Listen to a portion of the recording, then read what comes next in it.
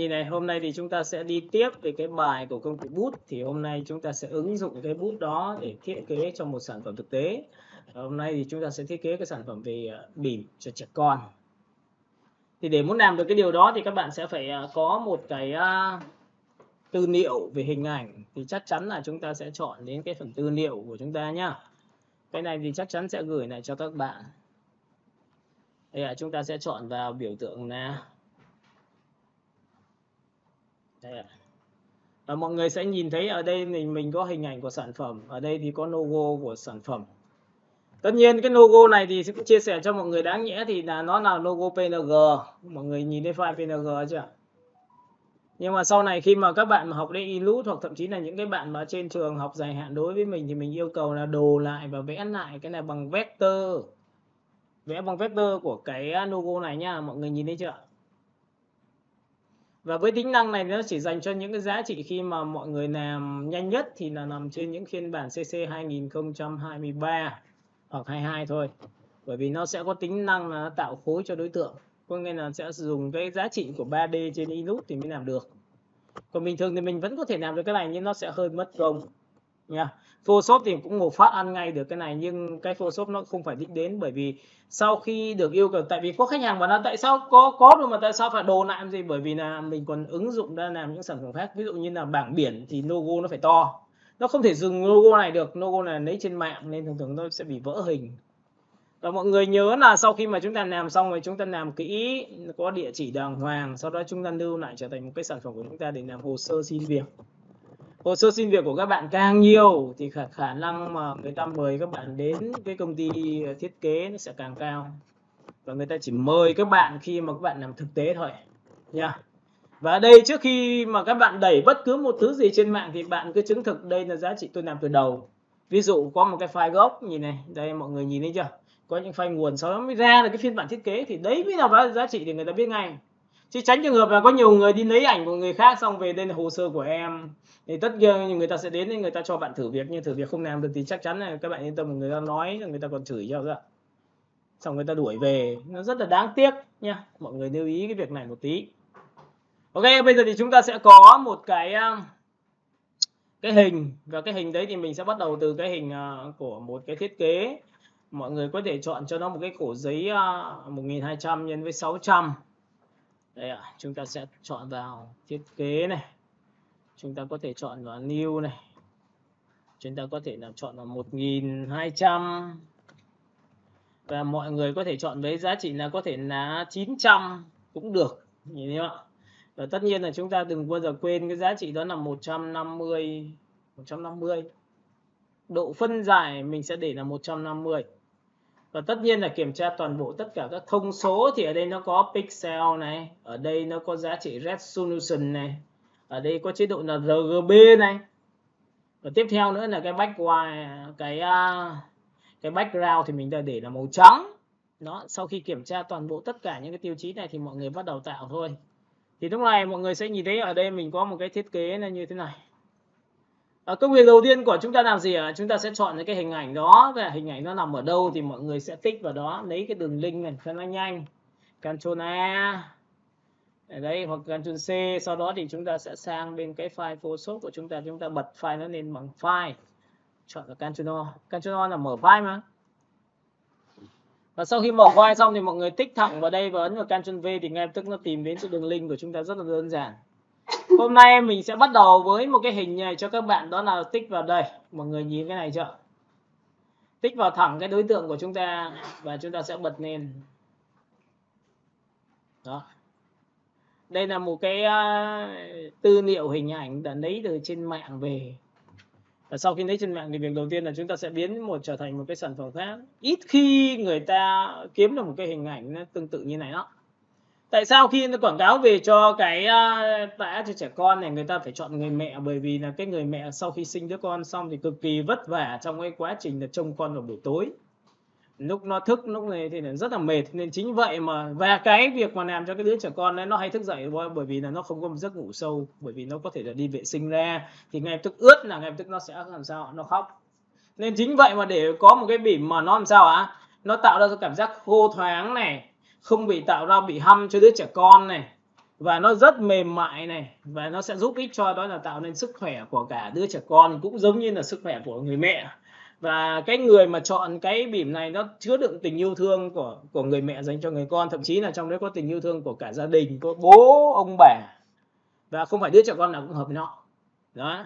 Nên thường thường là khi mà mình chọn ý tưởng về cái đối tượng hình ảnh mà làm thiết kế, mình cũng phải có một cái câu chuyện dành cho nó, và nó phải có ý nhá. Bởi vì hôm nay tôi có một bạn học sinh nhà nào mà có hình ảnh con cò cắp cái bạn trẻ con đấy, nhưng mà hình ảnh con cò cắp bạn trẻ con là có ý nghĩa gì thì thực sự là mình chưa nói được, nhưng cái này nó sẽ có ý nghĩa đấy, nó rất gần gũi nhá. Cái này dành cho bà mẹ, được chưa? Nào bây giờ cái công việc đầu tiên của chúng ta là chúng ta sẽ xóa cái thương hiệu nó đi bằng cách rất là đơn giản, chúng ta quét qua.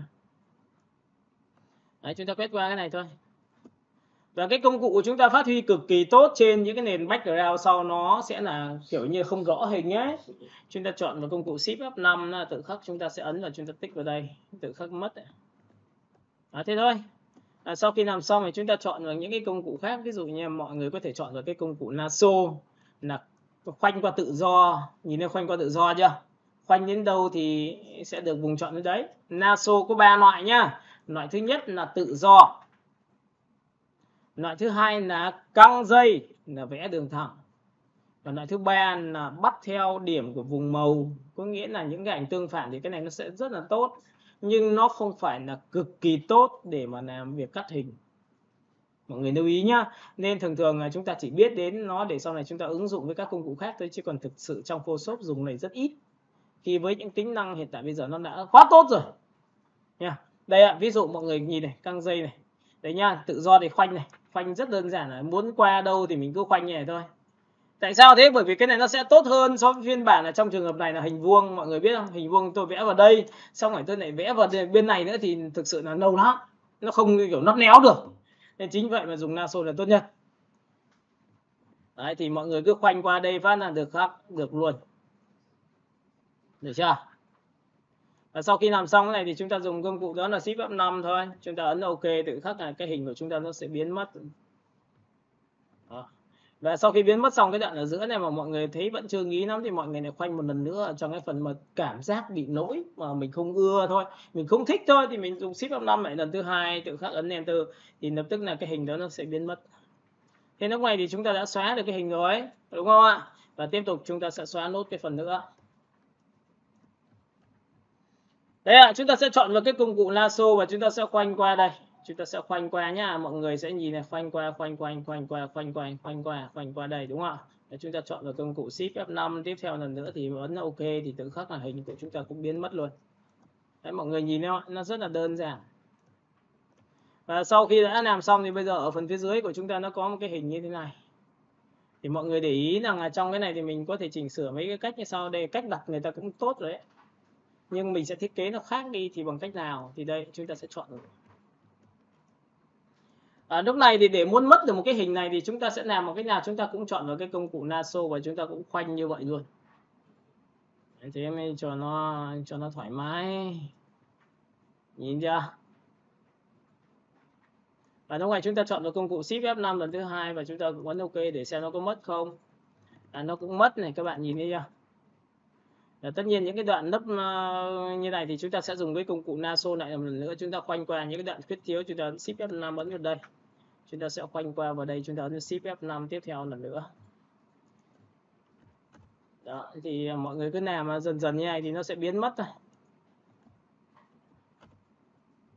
Được chưa? Đấy, thế là chúng ta đã có, và tiếp theo nữa chúng ta sẽ dùng công cụ M và chúng ta quét qua đây một tí nữa. Chúng ta chọn vào Shift F5 tiếp theo. Và sau khi làm xong này thì mọi người sẽ nhìn này, chúng ta sẽ chọn công cụ lasso, chúng ta quét qua chỗ này này. Shift F5. Enter. Thế chúng ta có đoạn này đúng không? Chúng ta lại quét qua đoạn này tiếp theo một lần nữa để cảm giác là tôi đắp hình nhưng mà nó vẫn phải cua theo cái đường hình đường cong á. Shift F5. Đấy, mọi người nhìn thấy chưa? Nó chuyển này. Chúng ta sẽ chọn vào tiếp theo một lần nữa, đó là công cụ lasso và chúng ta sẽ quét qua đây. Shift F5. Đó, mọi người cứ làm như thế này thì một lúc sau là nó cũng hết thôi. Chứ còn bây giờ bảo Photoshop mà mày làm một phát hết cho tao ngay thì thực sự là đôi lúc nó rất là khó. Nó không thể hiểu được toàn bộ những thứ mà bạn mong muốn đâu ạ. Shift F5. Thế là tương đối rồi. Đấy, chúng ta còn nốt cái phần này nữa là xong rồi. Ở đây mọi người nhìn đâu cảm giác ở đây là mây chẳng hạn, đây là cái cách thức. Và sau khi làm xong thì bây giờ chúng ta sẽ làm nhiệm vụ là Ctrl A chọn hết, Ctrl C là copy, và sang bên file thiết kế thì chúng ta ấn vào Ctrl V của chúng ta. Mọi người nhìn thấy cảnh nó quá to chưa, cực kỳ to luôn. Nên chính vậy mà sau khi làm xong thì mọi người thu nhỏ xuống. Tất nhiên là thu nhỏ xuống bằng đa góc rồi, mọi người có thể chọn vào đây và kéo đến vị trí này như thế này. Còn toàn bộ phần phía dưới thì mình sẽ dành cho việc để thiết kế. Đây là cái khoảng không mình sẽ xử lý nó đấy ạ. Nhìn thấy chưa? Enter. Cấp độ thứ hai mọi người cần lưu ý rằng là chúng ta sẽ dùng cái phương pháp như sau, đó là chúng ta ấn vào biểu tượng là Ctrl G. Mọi người nhớ nhá, hôm trước chúng ta đã học hòa trộn gì, tội gì chúng ta không làm cho cái ảnh nó sắc nét lên, đúng không? Ctrl G là một nấc. Và sau khi Ctrl G xong thì mọi người sẽ dùng cho tôi giá trị đó là Source Line. Source Line là làm cho cái này nó bắt mắt này, nó sẽ sắc nét hơn này. Mọi người nhìn sắc nét chưa? Và với cái sắc nét này đôi lúc cái một vài chi tiết nó sẽ bị biến mất, và cảm giác cái ánh nắng này nó không chiếu được vào cái người cậu bé này, bởi vì chúng ta sẽ thấp xuống cái phần pin để cho nó một độ đi ạ, nó vẫn có khối của chúng ta. Mọi người nhìn thấy ngay chưa? Sau khi mà ưng ý cả hai rồi thì mọi người được quyền giá trị đó là tôi chọn 1, chọn 2 và ép nó lại thành với nhau. Ép lại bằng lệnh Ctrl gì? Ctrl E. Rồi, sau khi đã làm xong, bây giờ chúng ta sẽ còn trở lại đó là gì? Về cái logo của chúng ta thì chúng ta sẽ chọn vào vị trí như sau. Ctrl O. Chúng ta lại tiếp tục với cái giá trị của logo. Logo của chúng ta nó có cái này. Logo này là logo PNG nên là các bạn có thể ấn vào biểu tượng là Ctrl A chọn hết, Ctrl C copy, và sang file thiết kế thì các bạn ấn vào Ctrl V. Thì lúc này logo của chúng ta sẽ đặt sang bên tay trái và ấn vào Ctrl T. Người nhìn thấy chưa? Rồi, thế là logo chúng ta đã được đặt đúng chỗ rồi. Và tất cả những cái logo nào có chữ R thì có nghĩa là đã được đăng ký bản quyền rồi. Mọi người lưu ý nhá, logo xuất hiện chữ R mới có bản quyền, còn logo không có xuất hiện chữ R thì có lẽ chưa có bản quyền. Tiếp theo, sau khi làm xong cái này thì bây giờ chúng ta sẽ đến một cái công đoạn nữa, đó là gì ạ? Có hai cách, một là bạn sẽ làm cho cảnh này chuyển ra vào nền, đúng không? Bằng gradient. Còn cách thứ hai là bạn sẽ tạo dựng bằng cái thiết kế của mình bằng cách như sau, ví dụ vẽ một cái đường cong hay là vẽ một cái đám mây bằng cách nào thì lúc này mọi người sẽ nhìn thấy là trong cái sản phẩm của chúng ta có màu tím thì hôm nay chúng ta sẽ chọn màu tím. Đây ạ. Ctrl O. Chúng ta sẽ chọn một cái sản phẩm của chúng ta chính là cái này. Mọi người nhìn nha. Và để muốn cắt được cái sản phẩm này một cách nhanh nhất thì do nó tương phản nó quá lớn này đấy, mọi người có thể chọn vào cái công cụ. Một là các bạn sẽ chọn vào cho tôi cái Quick Selection Tool là chọn đối tượng bên trong, đúng không ạ? Hai là các bạn sẽ chọn vào đối tượng phía trên cho tôi, chỉ cần quét qua là tự khắc nó bám luôn này. Mọi người nhìn quét qua tự khắc nó bám sát vào đây luôn, nhìn thấy chưa? Đây ạ, mọi người cứ ấn vào cái biểu tượng là chúng ta sẽ chọn vào. Đấy, trường hợp này nha. Một cái trường hợp thứ hai là các bạn có thể chọn vào cái công cụ Quick Selection Tool này, thì mọi người chỉ cần tích vào đây bắt tự khắc lan tỏa, kéo sang bên này, kéo sang này, kéo sang này, kéo này, kéo này, kéo này. Đấy, có nghĩa là chọn như này thì mọi người sẽ chọn được cái hình, đúng không ạ? Đây, chúng ta sẽ kéo lên đây và chúng ta dòe qua những cái gì không cần thiết thì nó cũng hết, đúng không ạ? Cũng sẽ có cái vùng chọn của chúng ta đây, đây mặt của đồng chí này tôi cũng dòe qua, rồi chữ tôi dòe qua, có nghĩa là dòe cho hết những cái bên trong đây thì nó sẽ là xong. Có nghĩa là chúng ta đã cắt được cái hình rồi. Đấy, mọi người hiểu cái này chưa? Còn cách thứ ba là gì? Chúng ta quay trở về cái thuộc tính đó là pen. Thì pen của các bạn thì có thể là dùng pen đồ thì dễ rồi, nhưng mà cái công cụ lasso tôi muốn ví dụ cho các bạn đó là công cụ lasso là Magic Lasso Tool. Đây là công cụ sẽ chọn đối tượng theo gì tương phản của vùng màu. Có nghĩa là cái này nó thật sự hiệu quả khi mà ảnh nền và hình tương phản lớn thì nó phải dùng này. Đấy, thì cái này nó rất là đơn giản thôi, là chúng ta sẽ chọn vào vị trí đây. Ở đây nó sẽ có cấp độ là khoảng cách giữa các nút của chúng ta, là đây nó sẽ tạo ra cái rắc này, nó tự bám vào chúng ta. Mọi người thấy tự bám ạ. Và đi qua sang bên này thì tự bám sang bên này, tự bám, nó tự bám vào cho chúng ta luôn, không cần phải làm gì ạ. Nhưng cũng đừng bao giờ quá đáng, có nghĩa là kéo ra nhảy bảo mày bám đi thì nó không bám đâu ạ. Mọi người hiểu cái này chưa? Cái gì nó cũng phải điều khiển bằng tay chứ ạ. Và trong quá trình khi mà điều khiển như này bị sai thì mọi người có thể ấn nút Delete để chúng ta có thể xóa bớt cái điểm sai của mình đi. Mọi người nhìn thấy ấn Delete chưa? Xóa. xóa như này đấy, thì mọi người đi lên đây này, ví dụ như kéo này đấy, thì lại đi tiếp. Và mọi người sẽ thấy là khi tương phản mạnh thì nó sẽ làm sao ạ? Tương phản mạnh thì nó sẽ bắt điểm rất là tốt luôn, nhưng không tương phản mạnh thì ngay tức nó sẽ lên trường hợp nó bị như này. Cái đoạn xa của chúng ta là đâu có phải tương phản mạnh đâu, nó vừa trắng vừa xanh này, nên bắt buộc là nhiều lúc này chúng ta phải dùng pen là chính xác đấy. Có nhiều người thì khi mà dùng pen như này thì tích vào đây thì tôi đảm bảo cho mọi người biết là chắc chắn là mọi người cũng sẽ không bao giờ đồ được kỹ được, bởi vì khi giữ ship chúng ta tích vào đây là đường thẳng, bẻ cong vào đây thì kéo vào theo chiều của đường cong, và lại giữ ship kéo lên đây. Đối với những cái hình mà nó không liên quan đến chân dung người thì mọi người có thể đổ nệm vào trong, có nghĩa là cắt nệm vào trong thì vẫn chấp nhận được. Nhưng có những trường hợp mà cắt nệm vào trong là ngay tức là người phát hiện ngay, đặc biệt là chân dung của người khác, đúng không ạ? Đây là mọi người sẽ phải gặp những cái trường hợp mà khi ta cắt xong nó sẽ bị dính nền trắng, thì hy vọng là mọi người nhớ lại cái lệnh này. Cái lệnh hôm trước là mình nói về cái cách tô ấy, mọi người để ý cái đấy nhé, cái đấy quan trọng đấy, được chưa? Và lúc này ấn vào Ctrl Enter thì mọi người sẽ nhìn thấy là nó rất là chính xác rồi. Và lúc này thì chúng ta chỉ cần ấn vào Ctrl G. Nhiệm vụ của chúng ta là Ctrl G ra cái ảnh này để đưa sang file thiết kế của chúng ta thôi. Ctrl G. Và lúc này sau khi Ctrl G xong thì mọi người sẽ nhìn thấy cắt được rồi. Thì mọi người cứ lưu lại. Biết đâu một ngày nào đó lại làm một cái quảng cáo cho bỉm nữa sao? Đúng chưa? Ok, chúng ta lưu lại, Ctrl S lại, Enter. Thế thôi. Bởi vì chúng ta lấy nó ở đâu thì nó sẽ nằm ở đấy thôi. Tiếp theo các bạn sẽ cầm đối tượng này đưa sang cái file thiết kế của chúng ta thôi. Chúng ta sẽ đặt sang đây, và đây là file thiết kế của chúng ta quá lớn. Và theo thao tác bình thường thì các bạn để ý cho tôi là tôi sẽ ấn vào Ctrl T. Đây, trước khi đưa sang thì tôi cũng phải làm một thao tác nữa lại cho các bạn này. Đấy ạ. Chỗ này đúng không? Tôi lập ra một layer mới trên. Tôi sẽ đổ một cái màu đó là màu tím đậm cho các bạn, để các bạn sẽ nhìn thấy là ở đây nó sẽ lộ một số cái chỗ trắng ra nếu mình không cần thiết. Đây, phía trắng trên này. Mọi người có nhìn thấy cái phía trắng này không ạ? Và để muốn làm mất cái phần trắng này thì nó rất là đơn giản. Tôi coi cái tấm ảnh này là một cái khung nha. Nó là một cái khung. Vậy thì nó là một cái khung. Bây giờ tôi hỏi bạn nhé, tôi lập ra một layer mới và tôi tô đúng cái màu mà chỗ này của cái khung. Đây, tôi tô B đây. Bút B này, tôi tô như này thì có phải mất không? Nó mất cái màu trắng á. Vậy thì có phải tô như mất cái màu trắng như này nhòe ra ngoài. Bởi vì sao? Cái đối tượng này tôi chưa cho chui vào khung. Mà chui vào khung thì cứ phần giao nhau thì nhìn thấy, còn không giao nhau thì nghỉ luôn. Nhìn nhá, phần giao nhau thì nhìn thấy, không giao nhau thì không nhìn thấy. Đây thì có phải cái phần này và phần này có giao nhau phần này không?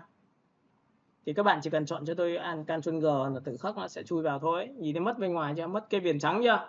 Bây giờ chúng ta chỉ cần ấn B. Tích vào đây một điểm đậm này nhá, giữ ship chuyển sang bên này, phát tự khắc là nó sẽ đi được đường thẳng cho các bạn. Bởi vì cái bút B mà muốn vẽ đường thẳng thì phải giữ ship nha. Nên là đấy là những cái lệnh mà chúng ta bắt buộc là chúng ta phải nhớ. Sau khi làm xong mình thấy ưng ý rồi thì mình sẽ dùng cái thao tác làm sao đó. Chọn cả hai, Ctrl E lại với nhau. Bởi vì tôi nghĩ rằng cái này nó không thay đổi nữa thì ok, tôi ép lại cho nhẹ. Nhớ một điều rằng quản lý file cũng là vấn đề đấy. Có nhiều người làm rất là giỏi nhưng mà file không gửi cho khách hàng được, bởi vì sao? Nó quá là mà nặng như vậy chỉ ngồi khóc đấy. Bởi vì sao? Người ta ở xa anh kia mà không gửi được thì coi như xịt còn gì nữa. Nên quản lý file có quan trọng không? Nếu đối không có cái đấy thì các bạn phải có một cái hệ thống, là một cái hosting, một cái server bạn đẩy lên để cho người ta tải về.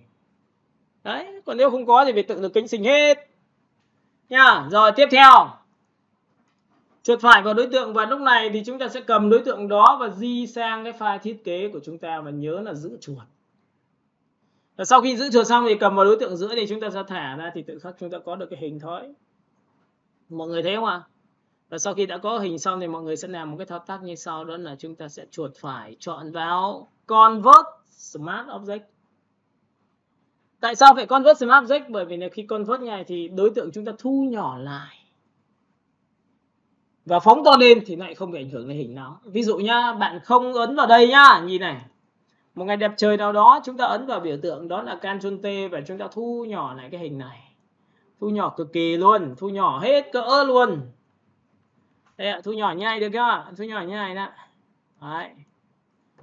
Và em vô tình em ấn Enter, bảo em thấy là cảm thấy là cái này là trông nhảy tầm này là ngon rồi, nhưng mà đâu biết rằng là cái hình của mình bé quá. Và bây giờ đến lúc mà chúng ta muốn là chúng ta phóng to lại như này thì ngay tức là các bạn sẽ nhìn thấy những cái hình của chúng ta nó bị mờ, vỡ hình. Nhìn thấy vỡ hình chưa? Nên là Photoshop nếu mà không dùng cái Convert Smart Object đấy thì chúng ta không giữ được cái bảo toàn của cái đối tượng mà chúng ta đang cắt hình. Các bạn hiểu cái này nhá. Nên là nếu mà các bạn tự tin rồi, bạn có kinh nghiệm rồi thì không nhất thiết. Còn đối với tôi nghĩ rằng là nên cần thiết cái này, được không? Ok, Ctrl Z lại. Đấy, thấy chưa? Bây giờ tôi sẽ chuột phải chọn vào Convert Smart Object. Thấy chưa? Convert Smart Object nhá. Convert Smart Object. Thì có nghĩa là cái ảnh này nó sẽ có một cái biểu tượng bên cạnh cho các bạn trong cái phần layer để các bạn nhìn đây. Mọi người nhìn nhá, sau khi tôi Convert Smart Object xong thì các bạn có nhìn thấy cái ảnh layer chúng ta có một cái hộp thoại nhỏ nhỏ bên cạnh không?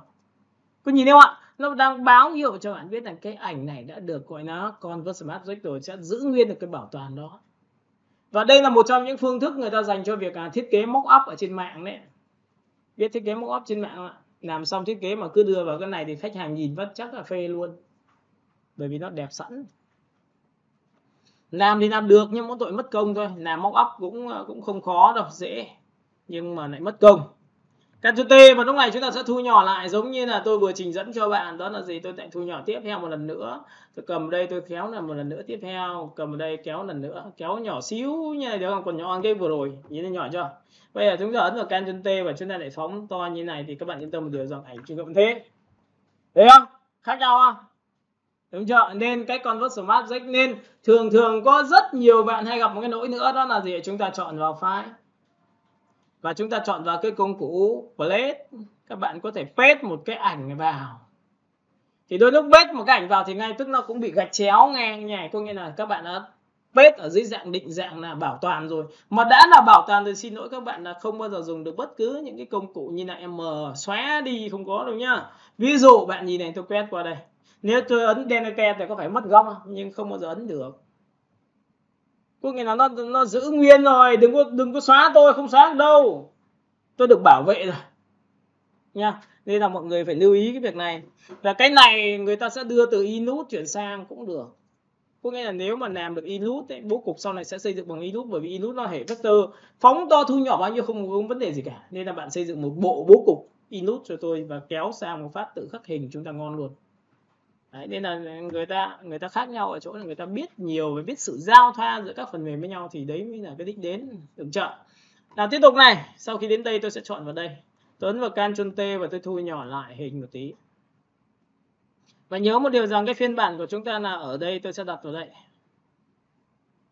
Và khi mà làm thì cố gắng làm sao cho tôi mấy cái việc như sau, đó là từ khoảng cách từ đây đến đây, khoảng cách từ đây đến đây nó phải bằng nhau. Được chưa? Hiểu đoạn này rồi đúng không ạ? Chúng ta sẽ đẩy lên một tí và chúng ta copy cái này thành hai bằng giữ phím man, rồi tôi copy đây, tôi có miếng thứ hai. Và ở trong cái bìm thì nó có hai loại gói to và loại gói nhỏ. Cái loại gói to thì nó rơi tầm khoảng hơn 500.000 hay gì đấy, nhưng gói nhỏ thì ít hơn. Số miếng thì nó tùy theo số miếng đúng không ạ? Đấy, nói chuyện này toàn liên quan đến các chị em thôi, là các chị em sẽ, và cảnh báo cho các bạn mà chưa có em bé thì sau này sẽ tìm hiểu cái này sau nha. Rồi, sau đó thì các bạn sẽ nhớ là ở đây nó sẽ có một cái gọi là nhận diện thương hiệu. Thì mọi người cũng có thể làm cái thao tác như sau, đó là chúng ta sẽ làm nha. Lúc này chúng ta sẽ dùng một cái công cụ vùng chọn và chúng ta vẽ bình thường. Nguyên tắc để tạo ra vùng chọn cho thiết kế của chúng ta thì tôi hay chọn cái phương thức là tôi sẽ tạo ra những cái đường tròn nó có to vừa nhỏ. Mọi người nhìn thấy cái này chưa? Nhìn cái đường cong này tôi chưa? Phần thứ hai, các bạn sau khi làm xong thì bạn được quyền chọn một giá trị, đó là gì? Tôi lập ra một name mới. Có ra vùng chọn có name mới không ạ? Và chúng ta đổ luôn cái màu đó là màu tím luôn. Được không ạ? Được chưa? Sau khi đã có màu tím xong thì bắt đầu tôi sẽ làm cái hình tròn thứ hai. Như hình tròn này thì tôi giữ shift, tôi lại bẻ vào đây, nhưng mà nó sẽ làm sao thấp hơn, nhưng nó lại nhỏ hơn. Và tôi lại đổ màu và tôi không cần lập ra layer mới nữa, bởi vì tôi mong muốn là cái này nó chính là một layer thôi. Ok, nhưng tôi đặt vào đây nó sẽ có to nhỏ. Unlimited là các bạn sẽ nhìn thấy, được chưa? Và lúc này tôi sẽ chọn thêm một cái nhỏ nhỏ nữa xíu chỗ này, tôi sẽ kéo ở đây, tôi sẽ chọn chỗ này. Mục đích để làm gì? Để che khuất từ các đoạn này thôi. Mọi người nhìn nhá. Ok, tôi lập ra không cần name mới nữa, chúng ta đổ unbend, chúng ta có được cái này. Đấy, từ công rồi, tạo ra những biểu tượng mây nhưng mà dạng 2D được vẽ. Các bạn sẽ chọn cho tôi một cái biểu tượng là lập ra một cái hình mới chỗ này. Được chưa? Và sau khi làm xong cái đây thì tôi lại đổ màu thôi, ăn đen. Và tiếp theo cái nữa thì chúng ta sẽ vẽ một cái biểu tượng này, nó nằm ở đây. Cái hình của tôi tạo hình nó đã xong. Và sau khi đã làm xong cái biểu tượng này thì tôi đổ màu thôi bằng lệnh là đó là ăn đen, thì các mọi người sẽ nhìn thấy là tôi đã xong rồi. Mọi người nhìn ngay đó, và có cái đoạn này thì rất là đơn giản, là cứ vẽ thẳng trực tiếp vào nó và đổ màu nó hết thôi. Đúng không ạ? Chúng ta sẽ chọn vào layer và đổ màu thôi. Thì lúc này mọi người sẽ thấy rằng là tôi đã tạo xong một cái miếng hình. Đúng không? Vậy thì đây có phải là bố cục hình tròn không? Bố cục hình tròn có thể được tạo nên từ nhiều hình tròn, có thể tạo ra từ 2 hình tròn, có thể tạo nên một hình tròn thôi. Nhưng nhớ một điều rằng cái vị trí này nó nằm ở đâu để nó nhấn mạnh, bởi vì khi nhìn vào một sản phẩm mà ấn tượng hay không, đầu tiên phải nhìn lại ảnh nó có thiện cảm hay không đã. Một là thiện cảm, hai là ấn tượng. Sau khi thiện cảm ấn tượng thì người ta mới dừng mắt lại đó, thì bắt đầu bạn mới xuất hiện nội dung bạn mong muốn. Biết nội dung mong muốn là gì không ạ? Vậy thì nếu em làm, có nghĩa là cái người đồ họa của chúng ta rất là, cái sự sáng tạo nó là cái gì? Nó là tạo ra một cái cảm giác cho người xem. Nếu cái cảm giác đấy mà người xem đã xem nhiều lắm rồi thì xin lỗi bạn, là cái câu chuyện này tôi sẽ đi qua. Đúng không ạ? Còn cái cảm giác đấy mà nó nẹ có hai loại. Một, cực kỳ xấu. Hai, đẹp. Em ơi, làm xấu cũng hay nha. Ở người Việt Nam có một cái trò là bên kia đường có hai đứa đánh nhau, nhưng mà mình vẫn phải đứng đây để xem nó đánh nhau đến mức nào. Cái kiểu nó vậy. Đúng không? Hoặc là người ta xem xấu để xem nó xấu đến mức nào. Đấy là cái câu chuyện của chúng ta, và sau khi mà chúng ta làm được điều đó thì chúng ta có được cái này. Anh nhá, sáng tạo là tạo ra một cái mới nhưng nó phải có tính ứng dụng trên thực tế. Nhớ nhá, các bạn nhớ là phải có tính ứng dụng trên thực tế. Còn nếu không có tính ứng dụng trên thực tế, dù bạn có giá trị được đào tạo cho một cái môi trường chuyên nghiệp giống như ở các trường đại học thì cũng vứt. Bởi lý do làm sao? Tôi làm ra một thứ không phải thuộc về khách hàng. Nên chính vậy người ta phải đi tìm hiểu khách hàng là ai đấy, họ thích màu gì, họ có độ tuổi ra sao, đúng không ạ? Và dân designer của chúng ta đó cần phải có cái đó không ạ? Chứ không lại chúng ta lại làm ra có cảm quan là dành cho chúng ta. Và các bạn nhớ một điều rằng tại sao tôi chọn màu tím, bởi vì tôi thiết kế theo nhận diện thương hiệu, tôi thiết kế theo nhận diện của cái sản phẩm của tôi đang vẽ từ cái đường cong trên sản phẩm kia. Mọi người có nhìn thấy không ạ? Để làm sao ạ? Tôi nhắc vào đầu khách hàng của tôi đó là gì? Cái Bobby của tôi nó là màu tím, được chưa? Có nhiều người bảo là mai em học được một chiêu mới, em làm cái mới rồi, nhưng mà vấn đề làm cái mới đấy thì nó lại không ăn vào đầu khách hàng được nữa, là tôi là ai. Sau 10 năm người ta mới biết rằng kể cả một cái tín hiệu nhỏ của các bạn thôi, người ta vẫn biết là thương hiệu này của ai ngay. Đấy, sau khi làm xong thì bây giờ chúng ta sẽ chọn tiếp theo này. Mọi người nhìn cái đường này chưa? Tiếp theo chúng ta sẽ dùng cái phương pháp là sao? Mọi người đã học rồi, đó là chúng ta giữ shift là hình tròn, chúng ta vẽ ở đây. Giữ shift là hình tròn đúng không? Và sau khi shift hình tròn xong thì giữ phím cách để gọi là cách ra, và chúng ta vẽ ở đây, chúng ta vẽ ở đây. Được chưa?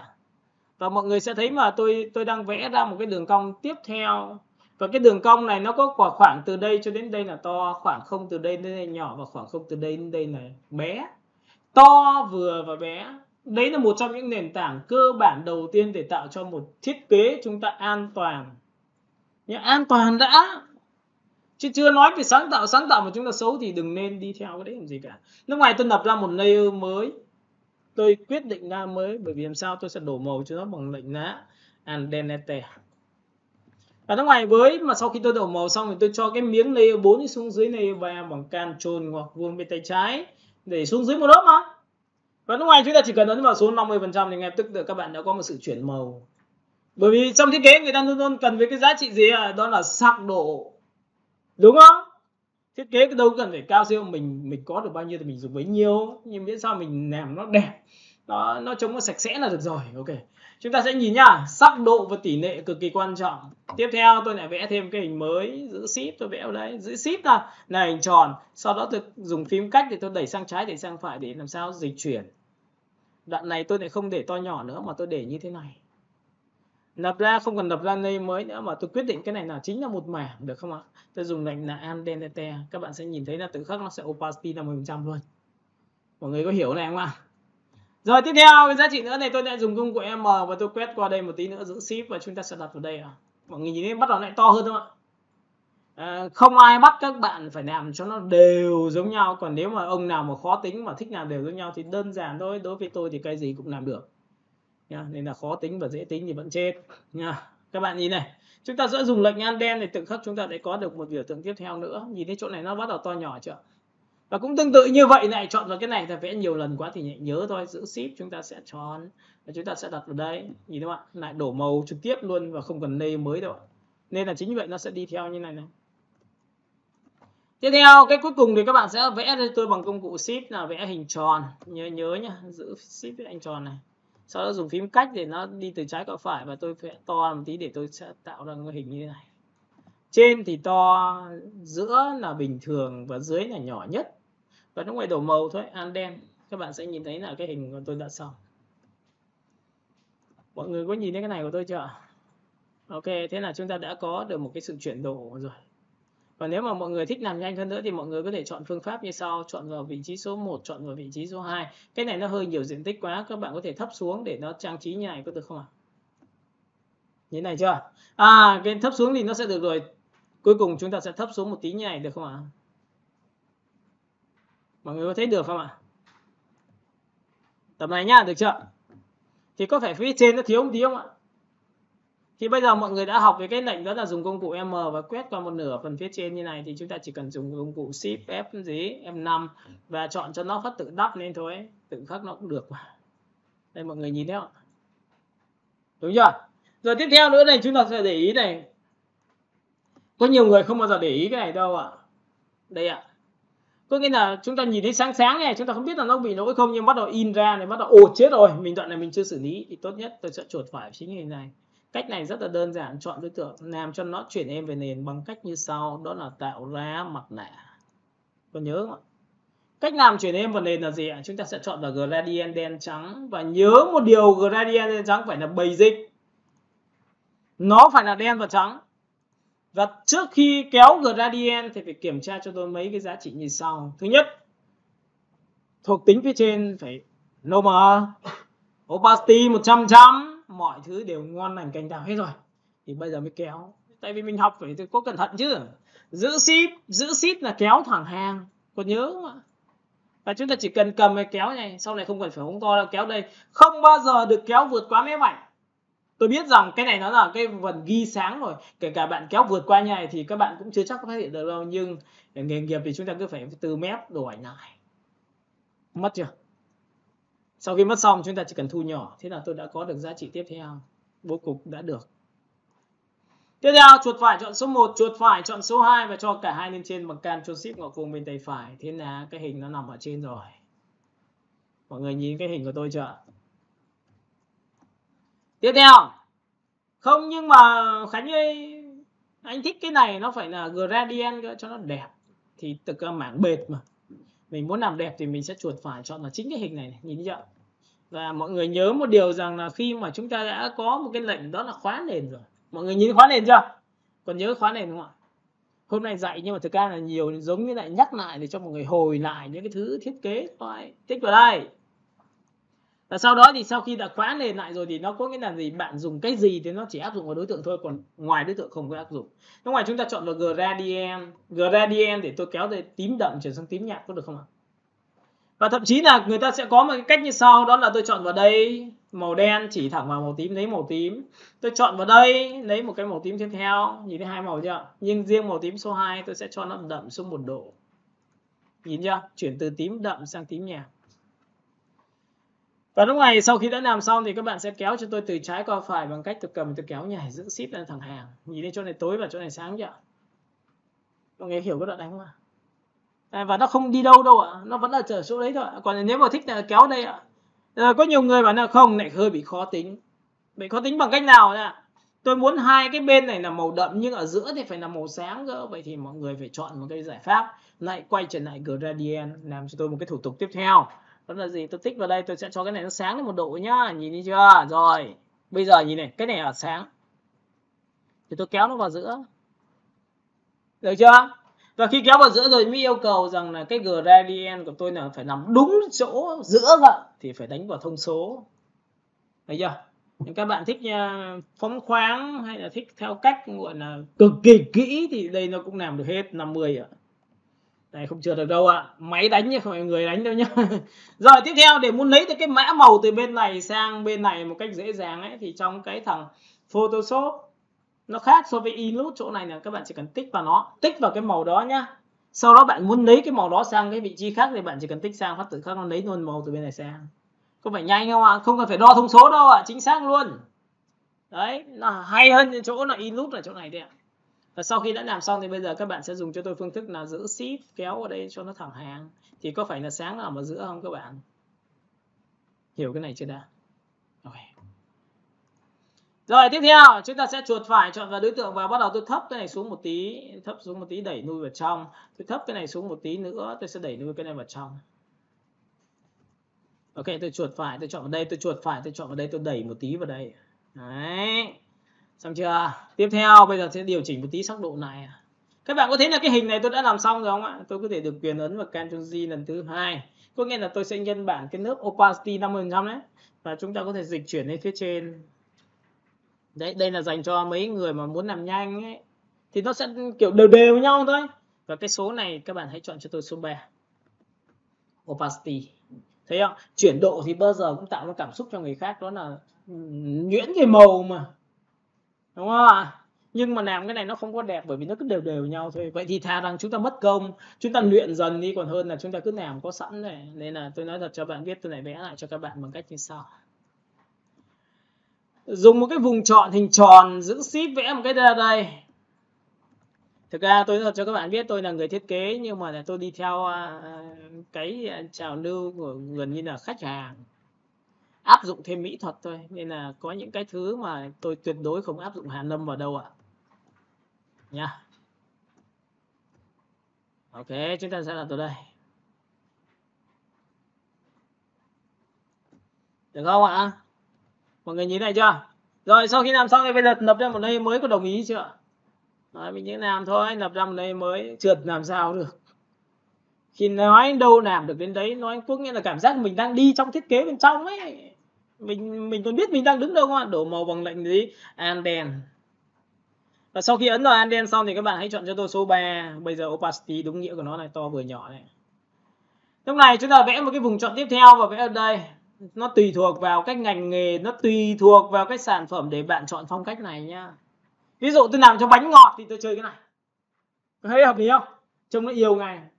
Nhưng mà ví dụ như làm cho đàn ông mà chơi cái này thì hơi bị vất vả đấy. Đúng không?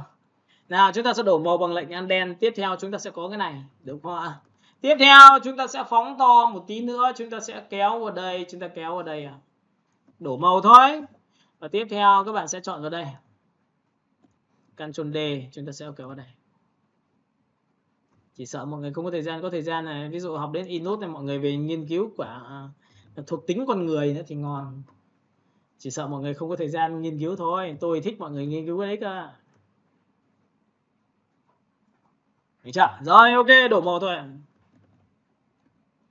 Không biết thế nào nhưng mà mọi người có tiếp xúc một số khách hàng cứ phải hỏi kỹ, hỏi đi hỏi lại xong rồi đoán xong thế này nữa, bởi vì người ta có thuộc tính con người nằm ở vùng nào mà.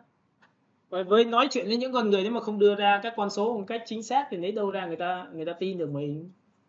Nào sau khi đã làm xong được, bây giờ chúng ta sẽ đi đến cái phần tạo hình cho sản phẩm và tạo hình cho cái phần thiết kế của chúng ta bằng cách như sau. Hôm nay chúng ta vui chúng ta vẽ một cái hình như này, ellipse, chắc ai cũng biết. Nhưng cái ellipse này tôi lập ra một layer mới mà tôi đổ màu thì có phải nó sẽ được như này không ạ? Đúng nhá. 50. Sau khi đã có 50 xong thì mọi người có thể được quyền ấn vào Ctrl G không ạ? Nào Ctrl G. Thì có phải có hai cái lớp của cái ellipse đấy không ạ? Lúc này chúng ta ấn vào Ctrl T và chúng ta xoay ra bằng giữ Shift thì có phải xoay như này không? Mọi người thấy là tự nhiên nó có một cái hình như này chưa? Ok, bây giờ chúng ta ấn vào Ctrl G tiếp theo một lần nữa thì ấn vào Ctrl T và suy nghĩ ra như này tí nữa. Ok. Chúng ta đã có thêm một cái này. Và tiếp theo chúng ta ấn vào Ctrl G tiếp theo nữa thì ấn vào Ctrl T và xoay như này. Xong chưa ạ? Và tất nhiên những cái này nó phải là được giống như thành một đấy, các bạn nhìn thấy chưa? Tôi sẽ ấn vào Ctrl E. Thế là tôi đã có được cái hình này, bây giờ vào đây. Thấy chưa? Chả biết thế nào, nhưng mà chúng ta cứ đặt vào đây một cái nữa và thu nhỏ lại. Được chưa? Và chọn vào số 5, mờ hơn chưa? Cái này tôi sẽ chọn vào số 7. Được không ạ? Và tiếp theo một cái nữa thì tôi có thể chọn một cái nhỏ hơn ở trên đây, tôi sẽ chọn vào Ctrl T và thu nhỏ như này thôi. Ok, nó có to vừa nhỏ thì tôi chọn số 3. Nếu mà bạn thích một cái hình như thế này mà nó nằm ở những các vị trí khác nữa thì bạn có thể tích vào đây.